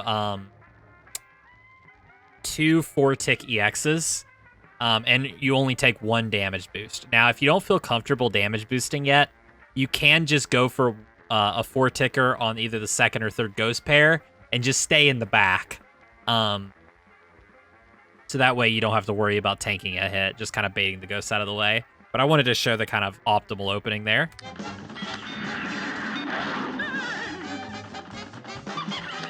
Just kind of try to shoot her as she goes down while refreshing your mini bomb too. Anytime she goes underwater, you're going to want to do the same thing. Shoot her as she goes down as you can. And then kind of while you're moving into position to get bullets on screen, a ton of bullets on screen to hit her head again when she pops back out. While you're doing that, refresh your mini bomb so that you can go up and let out that mini bomb and do as many Luigi swaps as you can.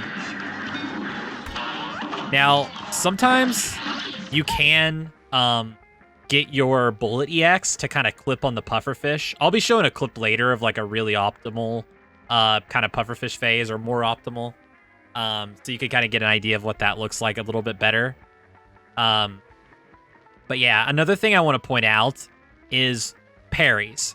So if it looks like you're only going to get like one parry, it's not worth it to get the parry. But if you can get at least two, you're gonna break even with the scoreboard time loss and stuff. Or maybe even save a tiny bit of time. And 3 parries and on, like, is just good. Like, you're just saving time with every parry. So getting lots of parries, if possible, is really good. Assuming you're not losing DPS. That's a big thing, is try to keep up DPS as much as you can. Now, as these eels are coming out and her phase is going to be ending, you're going to want to get close to get as much bullet off as you can. Then you're going to want to get back, because she's invulnerable right now. You're going to want to get to the back of the screen while refreshing a mini bomb. Then what we're going to do is, as soon as she becomes vulnerable, we're going to move in with our bullet, let out the mini bomb with a Luigi swap, and I'm going to do that tech that I showed you about that allows you to shoot while being turned to stone. So like this, and then you're going to wiggle out with just the movement keys. So D-pad or arrow keys if you're on keyboard. And then here, you're going to want to stay close to her because none of her attacks will hit you if you're really close. You don't want to be as close as possible. You just want to be pretty close, about where I am now. If I got any closer, the problem is when I go for some Luigi swaps, the bullets will only tick like 2 times instead of 3 or whatever. So you're getting 1 less tick if you're too close. And that's where I'm going to just kind of stay back a bit.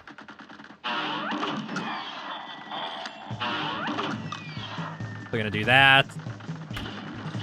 Dodge this as needed. Another thing you could do is just keep an eye out for your mini bomb cooldown as you're doing these Luigi swaps. If you get the feeling that she's almost dead, then and you know you have a mini bomb almost ready, then just let out that mini bomb. Just to kind of make efficient use of your weapon cooldown. Also, if you have the HP, you could tank through these if they would normally make you lose time by dodging out of the way. But yeah, that's kind of a Cala Maria fight there. Now, we can go in here to the RNG and do some different types of RNG.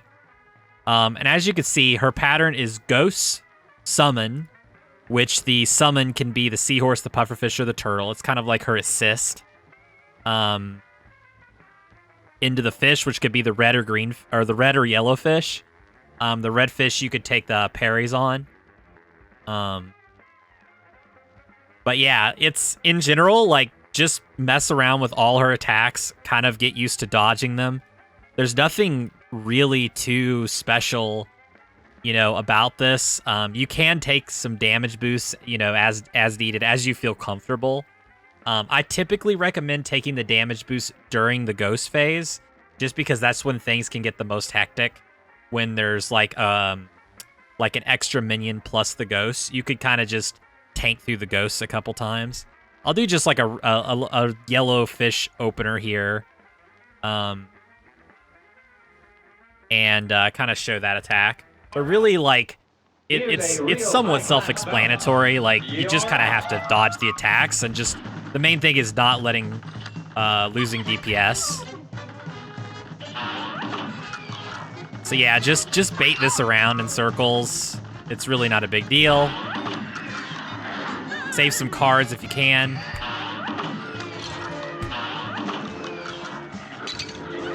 So I actually should have saved one more EX there, so I could have done 3 on the ghost.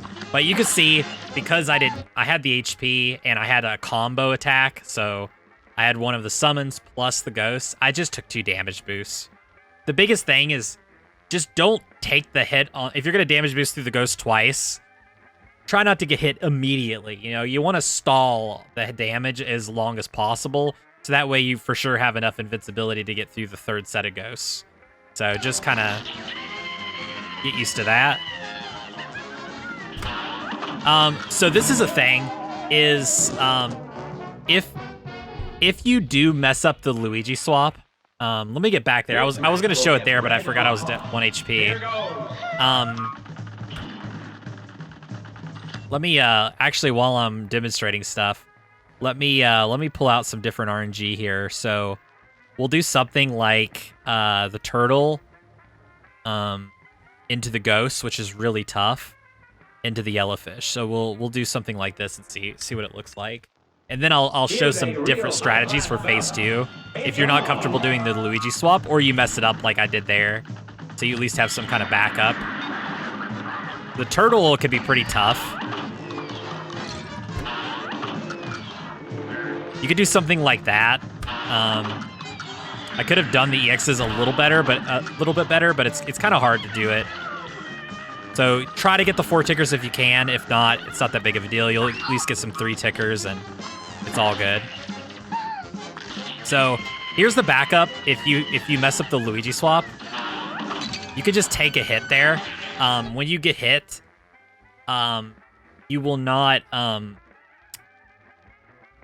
You can't be turned to stone. The other backup, I'll just kind of show you, but basically you just go up. You just go up.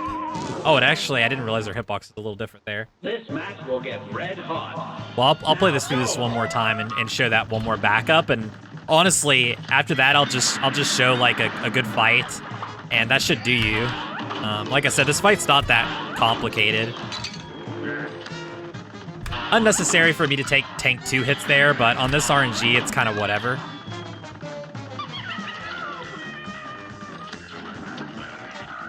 As long as you dodge this stuff. Just watch out for the fish. The fish can catch you off guard. But yeah, in this case, let's just say I don't go for the Luigi swap. You can go up here and get some. While you're up there, you can let out mini bombs, and they won't deal full damage, but they will splash and hit Cala Maria a little bit. So that's the option if you don't want to go for the Luigi swap, or you mess it up and you don't have the HP, is you can go up there and mini bomb. Now in this phase, you're just going to want to unload Luigi swaps if you have any. Sometimes you might have to dodge an eel attack or 2. You could also sometimes bait a parry from the eel, but that's honestly pretty rare that phase lives that long. So I let out a mini bomb there on my last Luigi swap. That's kind of the ideal scenario. But yeah, that's like Cala Maria is not too complicated. Like I said, most of it's just getting used to phase 1. Watching out for the spike platforms and stuff in the last phase could take a little bit to get used to, and the phase 2 like Luigi swap thing can kind of feel weird at first, but once you get it down, it's really somewhat consistent, or should be hopefully really consistent, or as consistent as your ability is to Luigi swap, I should say.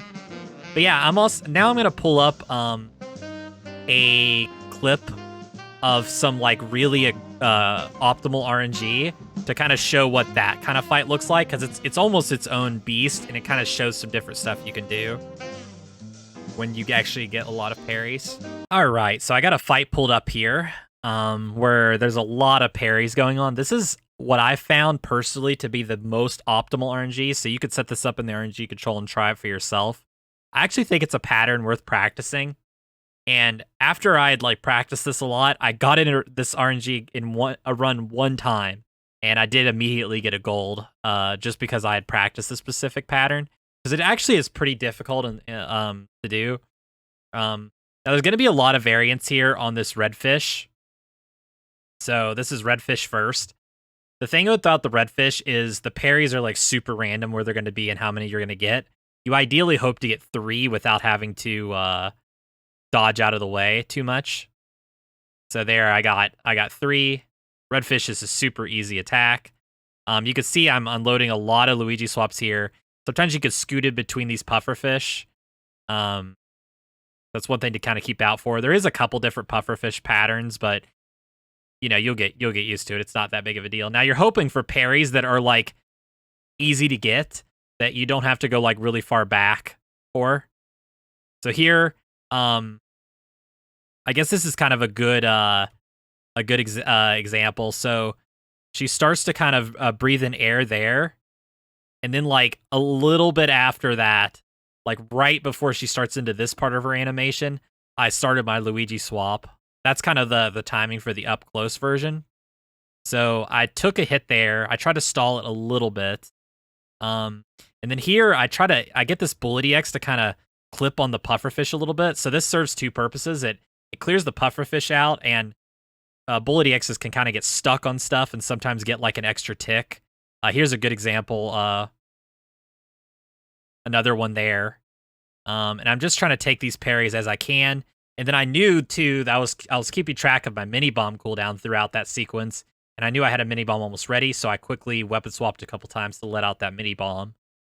So let me show that phase in real time. It's pretty hectic, and this is one of the harder patterns to optimize, but also what I've found, like I said, to be the fastest RNG. So the redfish part's really easy. The big thing here is just trying to get these 4-tick EXs while navigating all these pufferfish and like trying to keep from dying. I did take those hits a little bit more than earlier than I would have liked, so I did have to shoot down 1 pufferfish, but overall this was still like incredible RNG. And you can see I go for this strat here, letting go of shoot, wiggling out with only the movement. And then I go for some Luigi swaps there. Now, because I let out a bomb, you can see I know that I'm going to have to do another Luigi swap before this fight's over, and that means time spent on mini bomb. And so you can see I actually switched to mini bomb a couple times here. This is just me like micro adjusting my mini bomb, trying to get it into a sweet spot so that when I go for this Luigi swap here, I let out a mini bomb, which I do. And that's kind of your ideal ending there. So that's where it is. It is good to keep track of these little things, like where your mini bomb cooldown's at, and kind of getting a feel for like refreshing it and whatnot. But yeah, that's Cala Maria. Overall, it's a little bit of, to me, it feels like the calm before the storm, because up and coming is some tough fights with Phantom Express, King Dice, and the Devil. All right, next up we have a doozy. We've got Phantom Express. Now, thankfully, this fight is actually pretty low RNG, depending on your strategy, and but it's extremely technical. It's extremely technically challenging fight, and especially to learn, it's very complicated. So what I'm going to do is I'm going to take a little bit of a different approach for Phantom, and I've tried to record footage for all the kind of main scenarios I imagine you might end up in, with kind of like, you know, the general overall strategy you're going to be aiming for. So let's start off here. The first thing you're going to do here is you're going to jump and then instantly shoot. I actually, in this clip, I waited to shoot, but you can shoot almost instantly after you jump it. It will still hit. That was kind of a small mistake there on that fight. Now, what you're going to want to do is you're going to want to get Cuphead's first foot off the edge and be on the kind of around this spot. Basically as close to the edge as you can get, maybe 1 pixel back just for safety. And what you're going to do is once Phantom extends out, you're going to want to switch off Lobber and use Spread Shot to both, because his hitbox is further over, the spread will hit better, and it also clears out these eyeballs more efficiently. Now, once the eyeballs are gone, his hitbox kind of shrinks. See how far back it is now? Your Spread Shot won't hit. So that's where you'll switch to Lobber. Now, one thing you'll notice I do here is I use this last Lobber, and I know I'm going to spread, but I wait a bit to spread. I actually wait a bit more than I needed to there. but I want to hover on it a little bit because I know I'm going to be going for a Calva swap soon, and I want a lobber to be ready. So this is what I do for this left side pattern here. I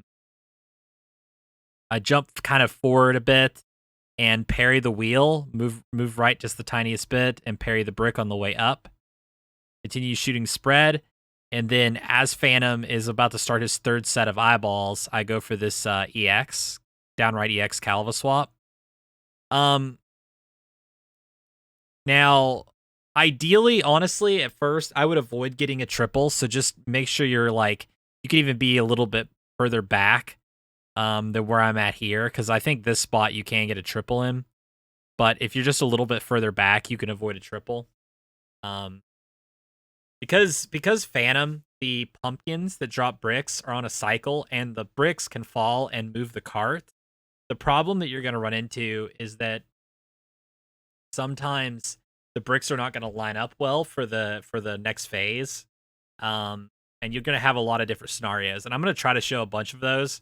But yeah, it's just like if you go for the triple, it can add some variance, which is really tough when you're learning. So you could just go for a double here. Now, on this last set of attacks, you want to kind of count how many eyeballs he lets out. So in this case, he lets out 2. So he let out 2 eyeballs before dying, and this is kind of going to be your gauge of how fast you killed phase 1, and it'll kind of inform some of your decisions moving forward. Now, if I hit a triple there, he might have not even got a single eyeball out, which would mean it would be a very fast phase 1 for this strategy. But here he got 2. I'd say 2 or 3 eyeballs is kind of the sweet spot. Like that's what you're hoping to see. 2 or 3 eyeballs to pop out on this last kind of attack here before he dies. That'll set you up into a really nice position to do the rest of this strat. Honestly, even 1 eyeball, everything kind of works, but it can be a bit tight, and I'll show some more on that later. But yeah, after you finish this off, when his phase 1's dead, he doesn't take any damage anymore, and you don't even farm cards on him. So you don't have to worry about shooting him anymore. And what I like to do is like here, I just switch to lobber, and you could farm the if there's any remaining eyeballs with lobber, if you have the time, which you probably should. You can also parry this, kill that pumpkin. Now, at the start of the fight, I had a left side pumpkin. So they're always going to alternate left, right, left, right, left, right. So that was the right side pumpkins. That means the next pumpkin's going to be on the left side. So one thing you could do is instead of moving this cart, you could jump to the left and damage boots off the bottom to get a really high jump and get this parry. But I'm actually going to move the cart. And what this will do is this will set me up with a really good lobber trap, and it'll avoid me taking a damage boost, which will add a lot of consistency to the fight. So I'm going to move the cart left. After the cart's in position, I'm going to jump and shoot this pumpkin. Now, timing this can be tricky because depending on how your phase 1 is, that could change the timing here. So you can see, my mouse cursor barely here. I'm jumping kind of like with the 2 eyeball. I'm jumping kind of right before the train starts going off screen. And then I jump, shoot a lobber. I kind of maneuver around to the right because I want to parry this on the right side of it. Dash right, let out a really high lobber, and then jump and start letting a bunch of lobbers. Now you can see how this lobber barely hit him. So if I let out that lobber any more to the left, it can miss pretty easily. So that's kind of a tricky little thing there to avoid. Let me play this opening out at full speed so you can kind of see what's going on with the phase 1 into the phase 2 setup with like a tradition, kind of a normal timing with how phase 1 goes down. From that, move this over, waited a tiny bit, parry that, move over. See, I'm letting out that big lobber, and then as I fall down, I parry the wheel. I move right a bit, and then I let out 1 more lobber. And what you could see what I do here with this lobber trap is really important, because what we're going to be going for is a 1 cycle on the skeleton. And it's quite difficult. It's quite tricky on the damage. So you really need to learn this lobber trap properly, because the more damage you can get out of this lobber trap, the higher odds you have of hitting this 1 cycle skeleton. So one lobber here at the peak after the dash. I fall, parry this. The jump from the parry I used to maneuver to the right a bit. Let out one more lobber, jump. Then I do a bread and butter lobber trap timing. So I let out one lobber before the peak of my jump, and then another lobber on the way down. Jump again, let out another lobber. And then this part, I wait a bit, and then I do an EX with the Cala swap. And the reason I waited a little bit was to prepare this lobber right here that's popping out of Cuphead right now. I was just basically hovering on lobber a little bit before letting out this EX. And also the height of my jump here is important for when I'm going for the EX. You don't want to be right like up here, like just at his chin or anything. You want to be kind of down here where just above the passengers in the train. And that's because we're going to go for a lot of EXs here, and we want this to line up with our lobber cooldown conveniently. So just keep holding shoot the whole time, and jump and keep EXing just above the passengers with Cala swaps. And your goal is to get these lobbers. See, you can see this lobber popping out right before the EX. I continue to do it. This one, same deal. Lobber pops out right before the EX. Same deal there. And same deal there. Those are almost all like 1 or 2 frames off. Perfect. And this is like one of the big parts that will help you get this good DPS. Now, it doesn't have to be that tight, but thankfully it kind of lines itself up naturally if you just hold shoot and you time all your EXs just above the passengers. It will kind of just line it up well.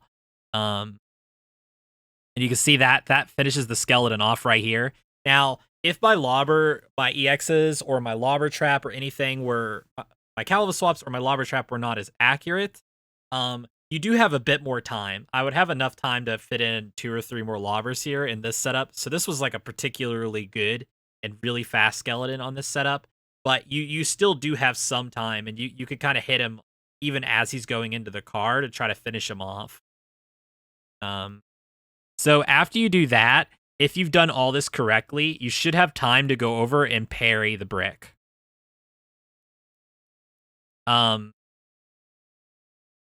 Yeah, we'll talk about if the pumpkin starts on the right side later. Now here you have 2 options. There's going to be one more pumpkin that comes in before the pumpkins are done.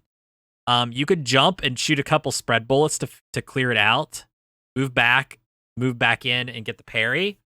Or what you can do is, at the peak of your jump, you could shoot a upwards diagonal lobber. Either way is fine. So let's see that with the 1 cycle skeleton here. So get that. You can see this lobber trap in full effect, and you can see these EXs are very similar, the timing of it all. Get that, dash over, and now the goal here is to get on the very edge of the cart, similar to the start of the fight, except now the cart's in the middle of the arena. But you want to be right about here. So you could see this pixel right here would work fine. Right here. But I know that I can move 1 more pixel to the right, and the lobber trap will still work.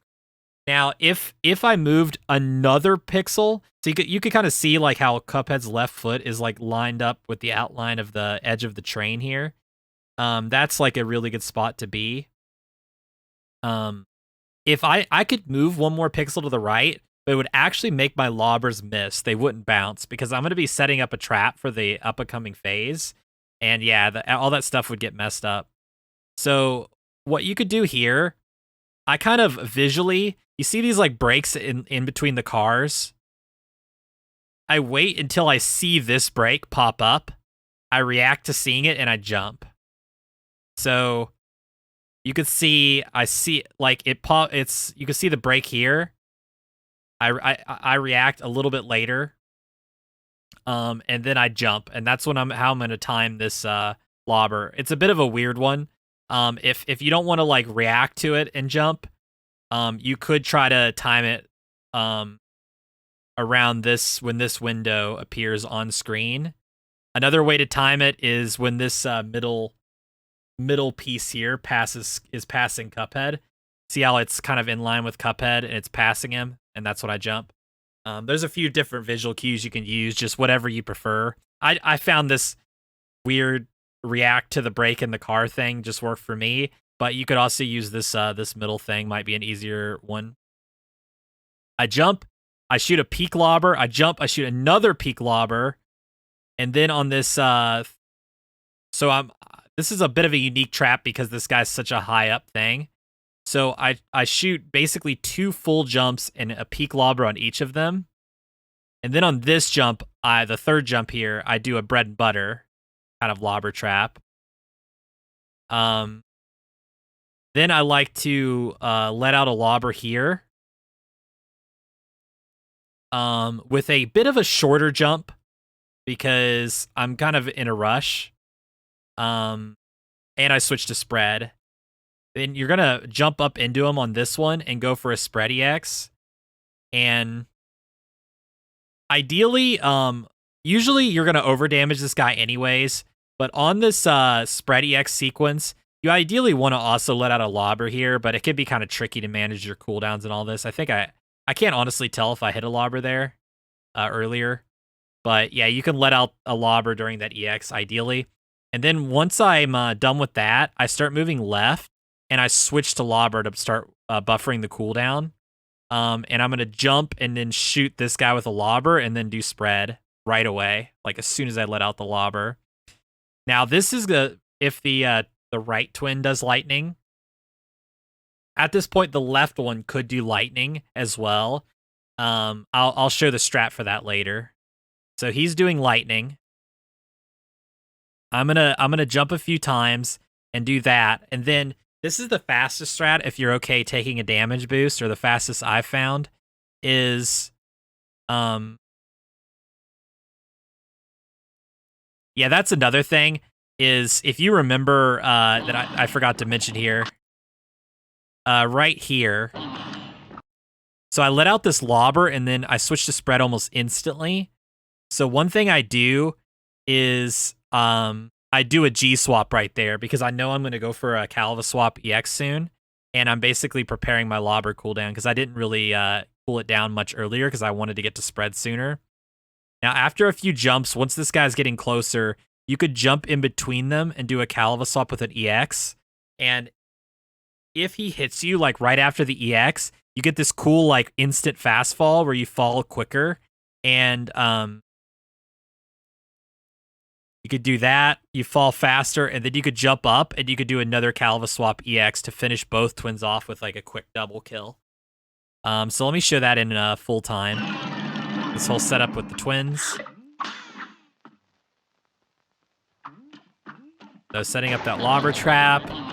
Can be tricky to make all those lobbers to work. I also want to point out that with this lobber trap, you could also just do a peak lobber and then just do a bunch of bread and butter lobbers if it's too complicated to do this like custom lobber trap sequence. It's honestly not that big of a deal. You usually overkill the right guy a little bit anyways, so there's a little bit of leniency on this lobber trap with how everything kind of times out to get this like really nice double kill here.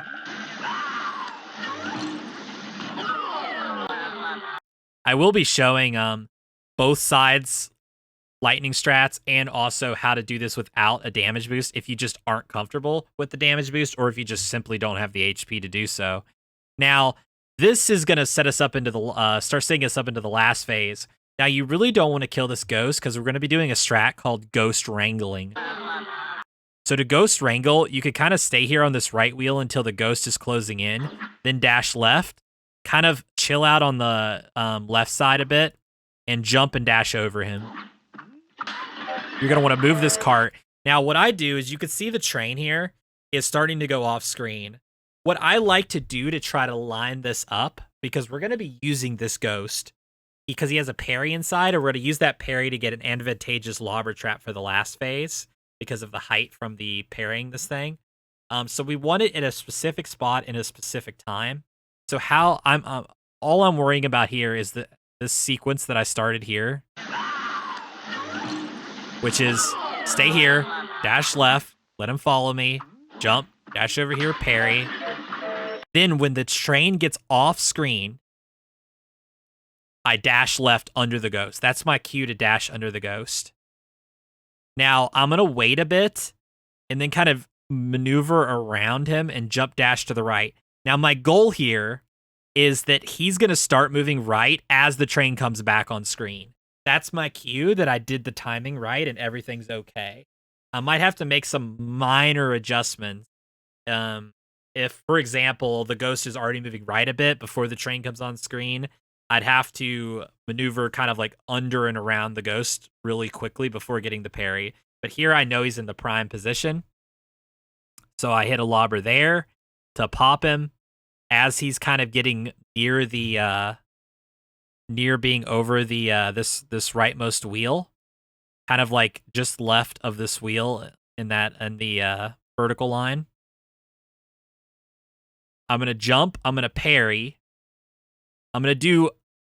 It's kind of like a bread and butter lobber trap. I'm taking the parry and I'm doing a lobber before the peak of my jump, and then I'm doing a second one, and I'm doing this all around the wheel. I like being on this wheel. I jump up. I shoot a peak lobber.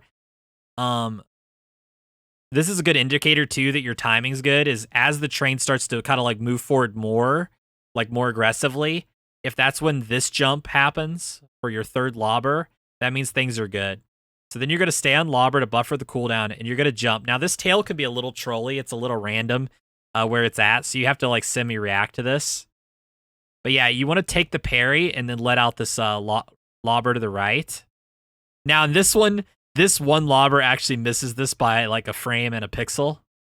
But in general, this timing works good. But even if you just hit 2 lobbers in this, you're pretty much golden. Although ideally all 3 hit from the ghost wrangling trap. But yeah, you're gonna take this parry, shoot the lobber out, wait a bit to do this same weapon Calva swap, and that wait a bit is obviously just to buffer this lobber. Now here, as you're falling, you ideally bait the wheel as it's coming down. And you could do like an upright lobber to kind of aim after, and then hold off of lobber because you right now you're obviously not hitting anything. The heart's out of position. You could kind of jump up here, and before the peak of your jump, line up here like just left of the heart, shoot an up lobber, do an EX after a delay, of course, to buffer this lobber here. And then on the way down, you man, you can't even hardly see it there, but you can let out a lobber on the way down and then back and then do basically the same thing we did earlier, just a bit left of the heart. Let out a lobber, wait a little bit, and then do this EX. You can see this lobber pops out. And the lobber EX and the regular lobber hit there to finish Phantom off. So this ending sequence is pretty difficult. It's pretty specific. You can see even in this clip, where I got a sub-minute Phantom with the strat, I still missed a lobber in there. So it's very difficult. Just do your best. You also have to react to the flames. Also the wheel, sometimes it's going to be at a different timing. And you won't even be able to go for the first EX right away. You'll have to basically just go down while shooting lobbers and then do like jump EX, jump EX, jump EX. Instead of getting to do one like right away like I do here. But let me kind of show this with the ghost wrangling. To bait him under, go over.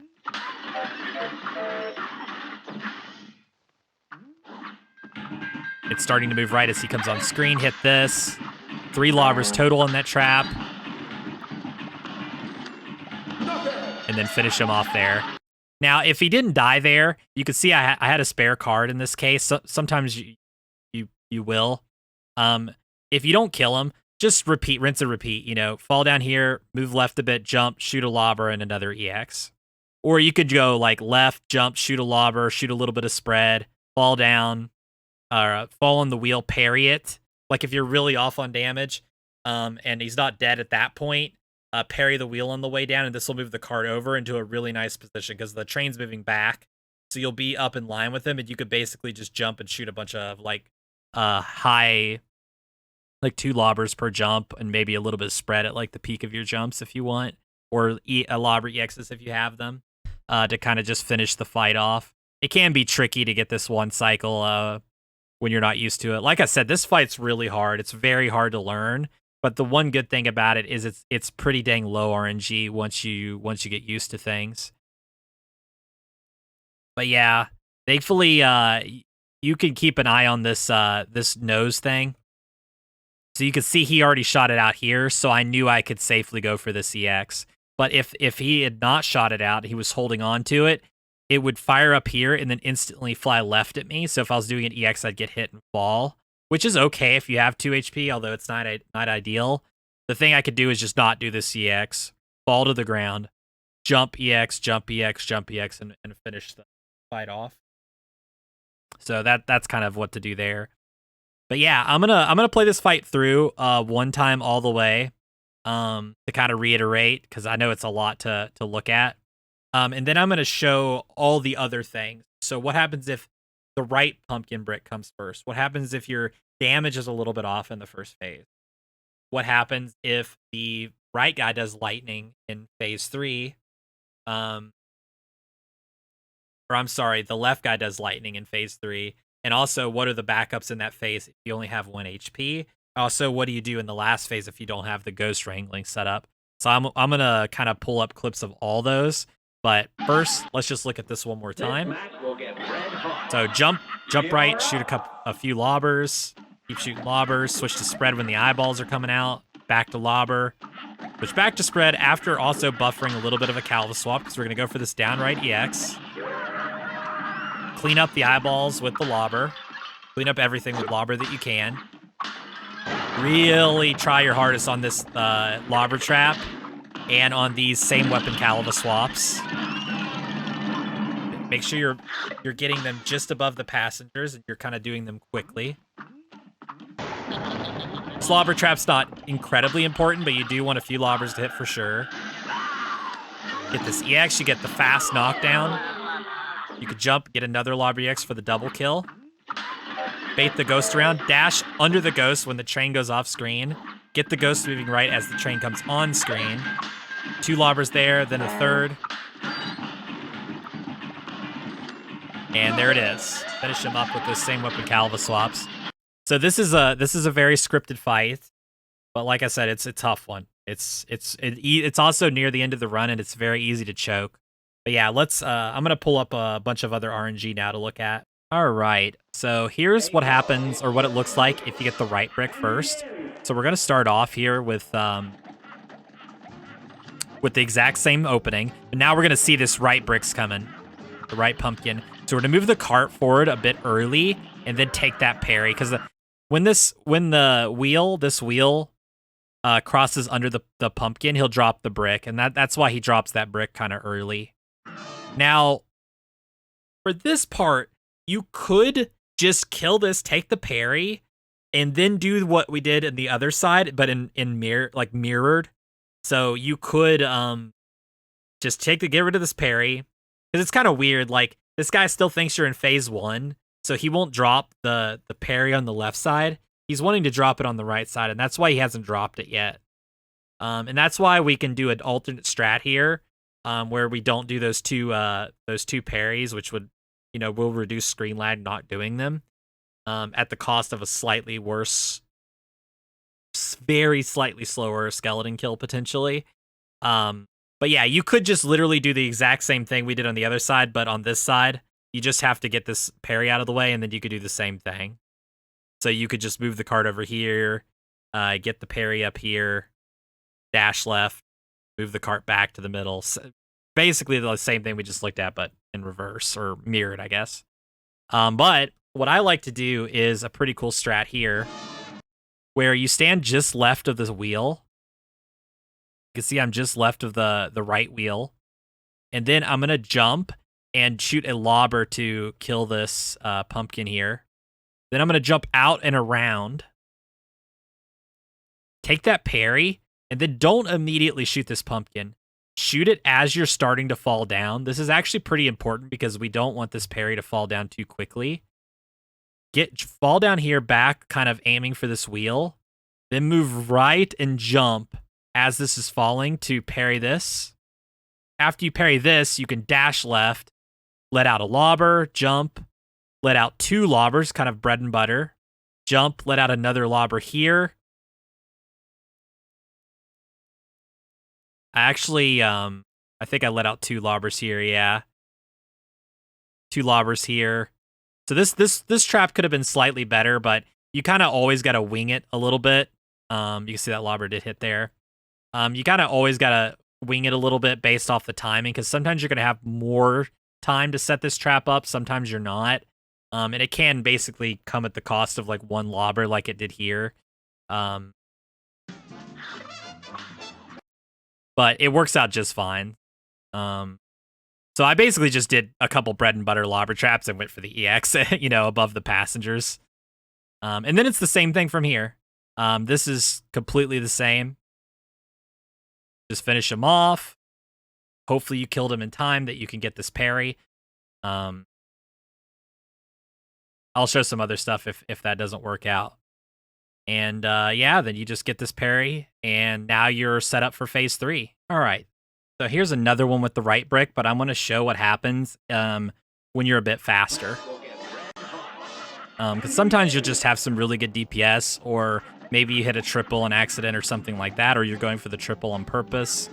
So I do want to show this can work. It's just tighter. So in this clip, you can see it's the same kind of thing. Now he's going for the last set of eyeballs. He only gets 1 eyeball off. And the previous clip, he got 2 eyeballs off, which is kind of more normal. This one, he died a bit quicker. He only got 1 eyeball off. This strategy can still work. So the one difference is you could see, because I know this is going to be super tight, instead of being like barely left of the wheel, I'm a little bit further left because I'm going to try to trigger this a little early to basically make up for that time difference. I'm still trying to hit this low. And then here, you can see I'm barely able to get that parry, dash over. And then on this slobber trap, you can see I did it a little bit different because I knew I had less time. I do a bread and butter. I let out 1 there with a little bit of a shorter jump. And then I go for the Kahl swap there, letting out a lobber. And then the rest of this plays out kind of the same. So I'll just kind of show this in full speed because I didn't do that on the previous clip. So yeah, this is the right side pumpkin with only 1 eyeball is popping out at the end. So it's a pretty dang fast phase 1 for this strategy. Only 1 eyeball. That means I know things are going to be really tight here. I'm cutting things a little bit tighter, which does make it easier to mess up, but it's what you got to do to still make all this work out. And then, yeah, the rest of this is just, you know, you're back into your kind of normal situation here. All right, I wanted to show what happens if you get a bit of a slower phase 1. Because it is good to know. Like, sometimes stuff just goes wrong. You miss some DPS, whatever. So in this case, I just shoot a straightforward EX instead of going for the double damage EX. And I kind of missed some other bullets around.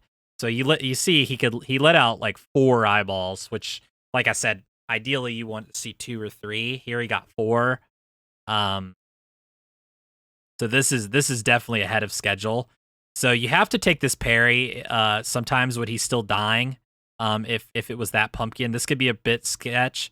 But what you want to do is you basically want to perfectly line up Cuphead horizontally with the brick, and then push parry, and then move into it, and then immediately stop moving so that you don't move right into it, or switch left like I did there. So now you're gonna see on the other one, I had a lot more time. Like this because I killed phase 1 sooner normally. Normally this parry would not be here so soon, but it's here like right away. So we're gonna do the same idea, and you could do this on either side. Just do it mirrored. The difference is I know I have a little bit more time, so I'm kind of cutting this super deep, making sure I'm getting like max height on these. Just trying to build a super good lobber trap. I did miss one of those lobbers, wasn't good height. But you can see I'm basically know that I'm just not getting this parry brick. So I just let it be. I just let it fall down and hit the cart because I'm basically running late. I'm behind schedule on this, so I'm just focusing on getting the one cycle and I'm giving up this parry.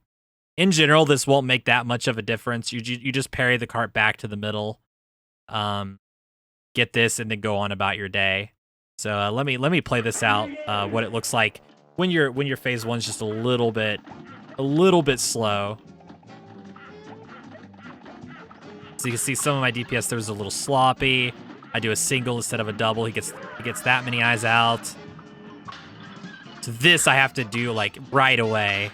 And then these I'm just really trying to go in deep, set up a good lobber trap. And yeah. Oh, that's another little cheeky thing I forgot to talk about, but you could do, if you miss the one cycle skeleton, you could do this when wherever the skeleton appears to try to finish him off. And also in this situation, you can do this if the cart gets moved from under your feet and you need to farm cards on the skeleton's head because you're not damaging the skeleton, but you can still farm cards on him. So I'm just doing some flick lobbers, two lobbers per jump, 2 flick lobbers per jump. You don't necessarily have to do that, but it is nice getting those extra cards, especially in this pattern, considering you missed out on a parry. Because you can end up in the last phase with low EXs, and it just loses time and can make the one cycle a bit harder on the final phase. But yeah, that mostly covers the stuff I wanted to show for phase 1. There is like a super YOLO strat. There's like a half YOLO strat that Clipboard goes for. If you want to see that, I recommend checking out Clipboard's video. I'll have a link in the description below. And also there's like a full YOLO strat that I came up with as of making this tutorial. The half YOLO strat saves about a second if things go well, but it is a bit more reliant on RNG. The full YOLO strat's super reliant on RNG, and it saves about 2 seconds over the strat, roughly. So half YOLO is a second, full YOLO is 2. In my opinion, this is the way to go, what I'm showing here. But I want you to be aware of those strats because, you know, you can opt for some riskier stuff if you're looking to save a second. I think, though, this fight's so chokeable and it's at the end of the run, and it takes, like, such a miracle rare RNG to get a run to this point, that the last thing you want to do is go for, like, YOLO strats to risk your run away for, like, a second. But I could totally understand why and respect people that say, you know what, I'm willing to throw away some miracle runs to trying to save this second sometimes. With the like the half YOLO strat and the full YOLO strat's very new, but maybe it'll have some potential for something similar. But yeah, I do want to go over some other things, in particular with phase 3 to see the other lightning attacks. So let's do those next. All right, so I'm gonna just show this here real quick. So here's the phase 3. So this guy's doing lightning. Now imagine you have 1 HP here, or you're even at 2 HP. I recommend doing this because you don't want to go into last phase with 1 HP if you can keep from it, because at that point you're just at the mercy of the flames. That they could either make you lose a lot of time or kill you, or just make it easy to choke to die and lose your run. So you're going to be doing a similar thing, but instead of jumping up here where I'm prepping to get hit by the lightning, I'm going to kind of stay in position and just jump up here and shoot a upright lob or EX. So I want it to blow up on this twin as he's getting close so that the splash hits both of them. Then I'll kind of move left out of the way a bit. And then as he stops doing the lightning, or like moving to the left, I'm able to kind of jump and do this other upright lob or EX to finish him off here and still get a double kill. This is like very slightly slower in my experience than the damage boost method. So at 3 HP, I'd just damage boost. You don't need 3 HP for the last phase. But yeah, I did want to show this off because sometimes you're at 2 HP and you might want to go for this. In fact, I recommend it if you're at 2 HP. But yeah, if you're at 1 HP, you just, who cares? Let me show that again. And sometimes the kill speeds here will mess with your ghost wrangling a little bit, but if you use the visual cues I told you, with like dashing under the ghost when the train goes off screen, everything should kind of line up. So you see the ghost actually was a little bit further right there because of the slightly slower kill. But yeah, this still sets me up. That's kind of where the clip ends, but yeah, this sets me up for the normal thing here. But yeah, let's talk about when the left twin or antenna, I don't know what they are, when the left one does lightning. Let's do that. All right, so we're going to start this off the same way. The opening's going to be exactly the same because we don't know which one's going to do the lightning yet. So now we see this one's doing the lightning. Now this, if ideally you want to be 3 HP here. With these strats I showed you, we're not taking any damage boosts on any RNG. So you should be at 3 HP here. Sometimes you're going to be at 2 HP. For this RNG, I still recommend damage boosting it at 2 HP because it is super difficult to not either lose a bunch of time or just mess up and get hit anyways. By doing this damageless. I will show a strat after this for doing this with no damage boost because it's good to know. But yeah, I recommend taking this damage boost if you got the health. But yeah, we're going to do some jumps there. And then right before he does the lightning, I'm going to jump right, parry the wheel, and I'm going to set up you can see I shot a straight up lobber and I want this to hit him him to move into that lobber. Then I kind of do something similar here. I jump, I shoot another lobber up straight up. I want it to hit the left twin. And then I'm basically stalling a bit. And then as I'm falling down, I'm doing this EX because I want this lobber to pop out right here on the Cala swap. And then you're going to be in a similar situation as to the other side where I'm basically having him hit me right after the EX pops out so that it makes me fast fall. And then I'm just on spread. I could jump and do a Cala swap here as they're overlapping to finish them off. And you can see I still get a double kill here. The right twin did die ever so slightly later in this clip, but I think it's because I missed a lobber on him earlier. But yeah, basically, I'm still getting the double kill, but on this side. So let's oh wow, this clip here goes on for a while, huh? Let me rewind this so you can see it in full time or in real time. The same thing as normal. Get your spread EX off. Get over there. Before he does the lightning, shoot those up lobbers, then do the EX. And then just finish him off there. Now, if your DPS is off and this guy dies late, you can opt, if you're really scared and you think your damage is really off, to move the cart even further to the right and just kind of try to finish him off with flick lobbers. Also, you can see when this guy dies, he kind of keeps doing the lightning for a bit and just kind of pauses in place for a bit. So there is a bit of a lingering hitbox here, and that can catch people off guard. Sometimes he'll like move back to the left a little bit because you're like a little bit slow, and he'll die and the lightning will still be covering.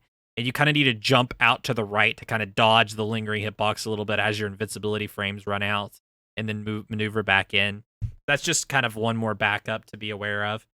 But yeah, speaking of backups, let's go over now. What happens if this light guy does lightning, the left one, but you're on like 1 HP or something? Let's see what that looks like. All right, so here we are. Now in this clip, I have 2 HP, but I'm kind of treating it as if I had 1 HP.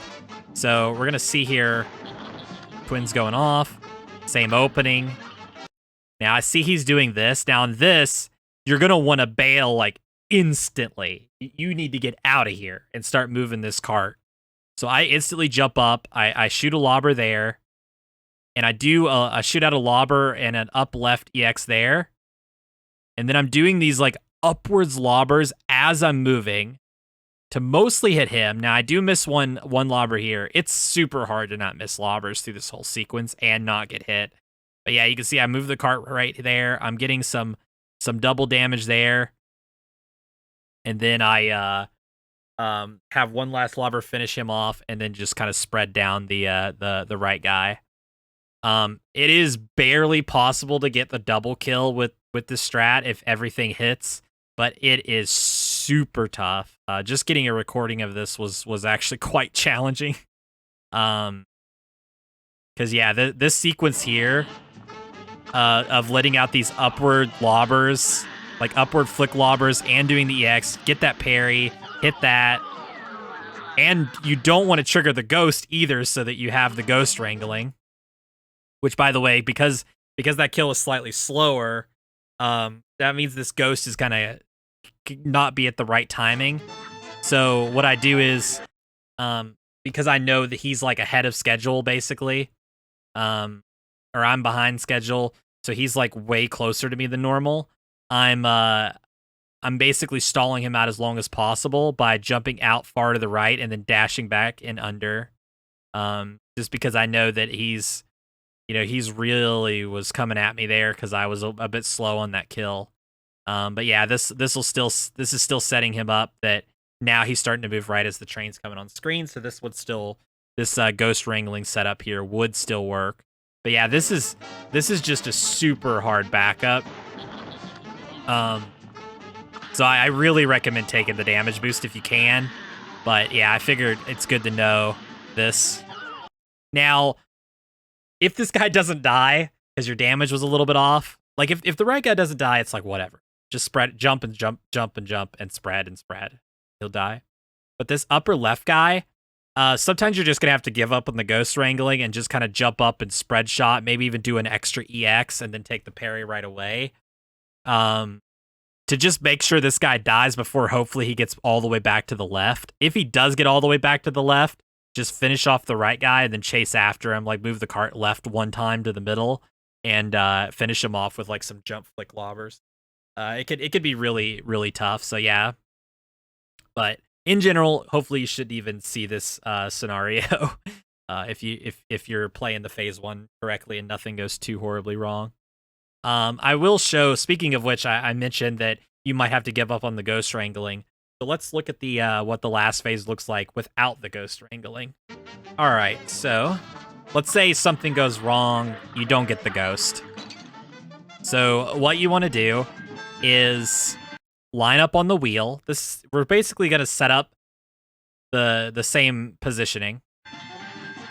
And when Phantom starts to really move forward, you can see he kind of like, he comes on screen, but then he stops kind of here. He stops kind of moving right very much.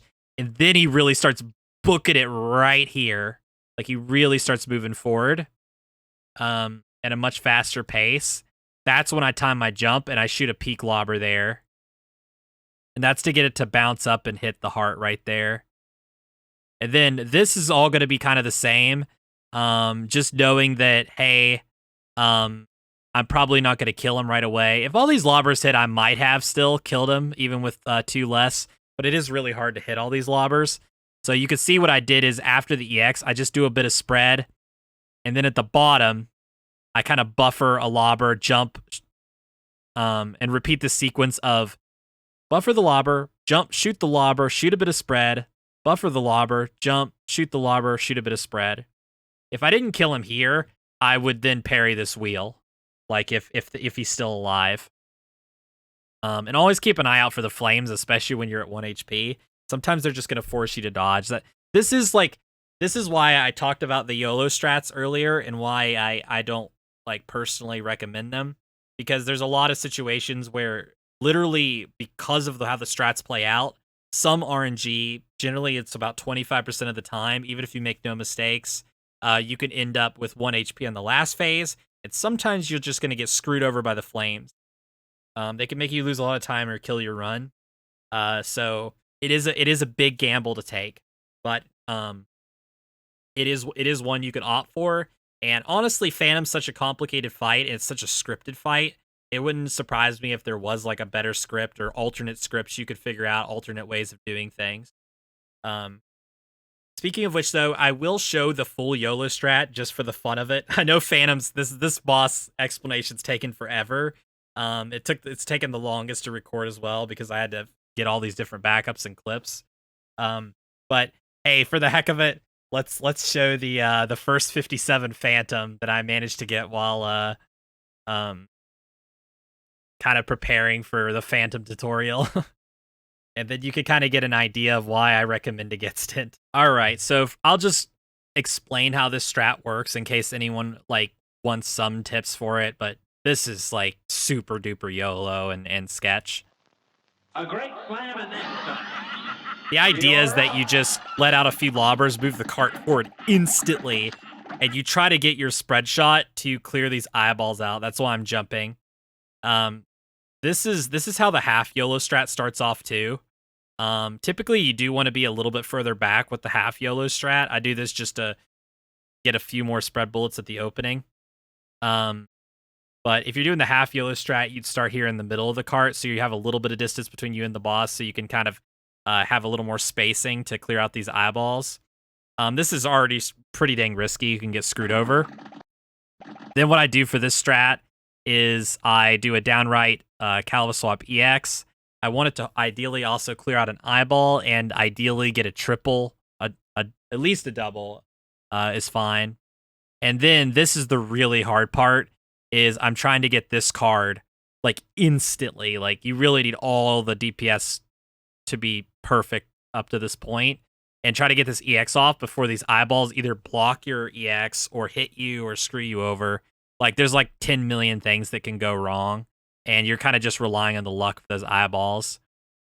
Then you could take that parry, take this parry as it gets in line, let out a couple lobbers, and then one peak lobber, some bread and butter lobbers, and then you do some crazy tech or crazy swap that you're just never ever normally do, where I'm pressing EX, I weapon swap to spread, then I do a double swap. So it's like 3 swap inputs. And then I jump again because of the fast fall and I have time to get off another spread EX. Then I'm trying to track his head the best I can while getting out, making sure I have a lobber prepared and getting off a Calva swap there. Barely get the kill with 3 EXs. This is super tight. And then you could also get that parry, do that. And then yeah, that's the insanity of that strat. It can work on both sides, although the lobber trap setup's a little different from the other side. I actually never got a clean attempt with the pumpkin on the other side. But I figured I'd show this clip to, you know, at least explain it. But I think right now it's kind of in fairy tale land and a bit of a IL only thing. This was actually a really clean last phase. Because all these footage I showed, something was messed up in the lobber trap sequence, but maybe this will be a nice little bonus here to show this actually being timed well. There's that lobber, there's the 3, jump, shoot that lobber right away. All those lobbers hit. Get a lobber out before the EX, one more lobber, jump, lobber, EX. This one gets them on the way up, and then bam. But yeah, there's that trap. Here's this whole thing in full full play, but yeah. It's fast, but given the placement of this boss in the run and how much luck you need for this guy to not just completely screw you. Like, it's so easy to come out of this with 1 HP and miss the 1 cycle skeleton. Like, so much can go wrong and cost you a ton of time or just straight up kill you. It's pretty rare that this works out, from what I can tell. But if you want to see some kind of in-between version, you can check out what I'm calling the half YOLO version of this, which is still a lot riskier than what I showed. But it's kind of in between on time save. Instead of saving 2 seconds, it can save 1 second over the strat I've been showing this whole video. But yeah, check out Clipboard's 58. I believe it's a 58.45 Phantom or something like that, on his YouTube channel. The link will be in the description below if you want to see that.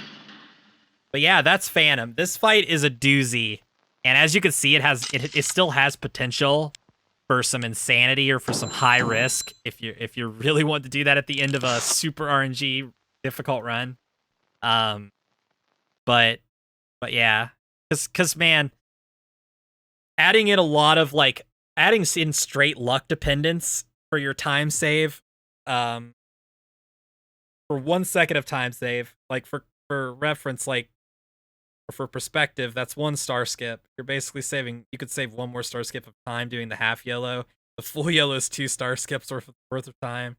You know, it's like with how much insanity, how much variance happens up to this point of the run. It's really a tough call to risk it all on this boss for a chance. Because there is some RNG dependency, a chance at a little bit of time save. But that being said, I think the full YOLO that I just showed here is super silly. But the clipboard has had good success with the half YOLO. So you can go check that out. It's not a strat I've implemented enough to like explain in full detail, and I would take probably another 30-40 minutes of the tutorial. So I recommend just watching his runs and his fights if you really want to learn that strat for the extra second. Otherwise, I recommend learning the strat or learning the strats I just showed here, because you can get really good times. You can get a 59, and you could pretty dang consistently get a minute or a minute 01, like a minute to a minute 02, like really consistently if you're not making like mistakes and stuff. And it backs up really easy. You don't take much damage boost, and it has 0 RNG dependency. It works just as well in all RNG.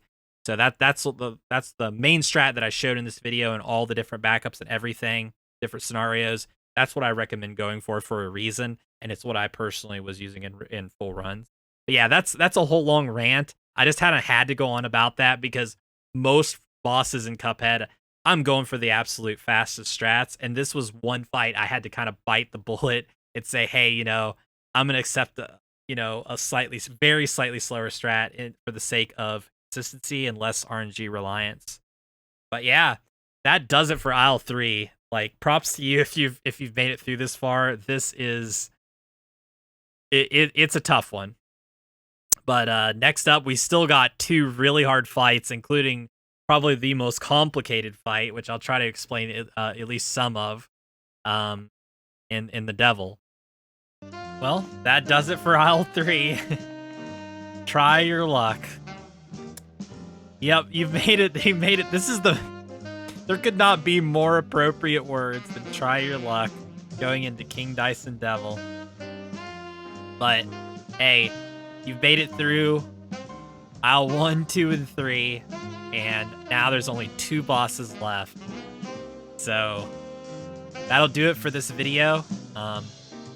As I've said in the previous ones, I'm doing this in parts just because my computer couldn't handle editing together such a massively long video. So this will be in a playlist, and there will be all the links down below of all the things you need, and also to the next video, which will be the final 2 bosses, Dyson Devil and Inkwell Hell. I'll see you there.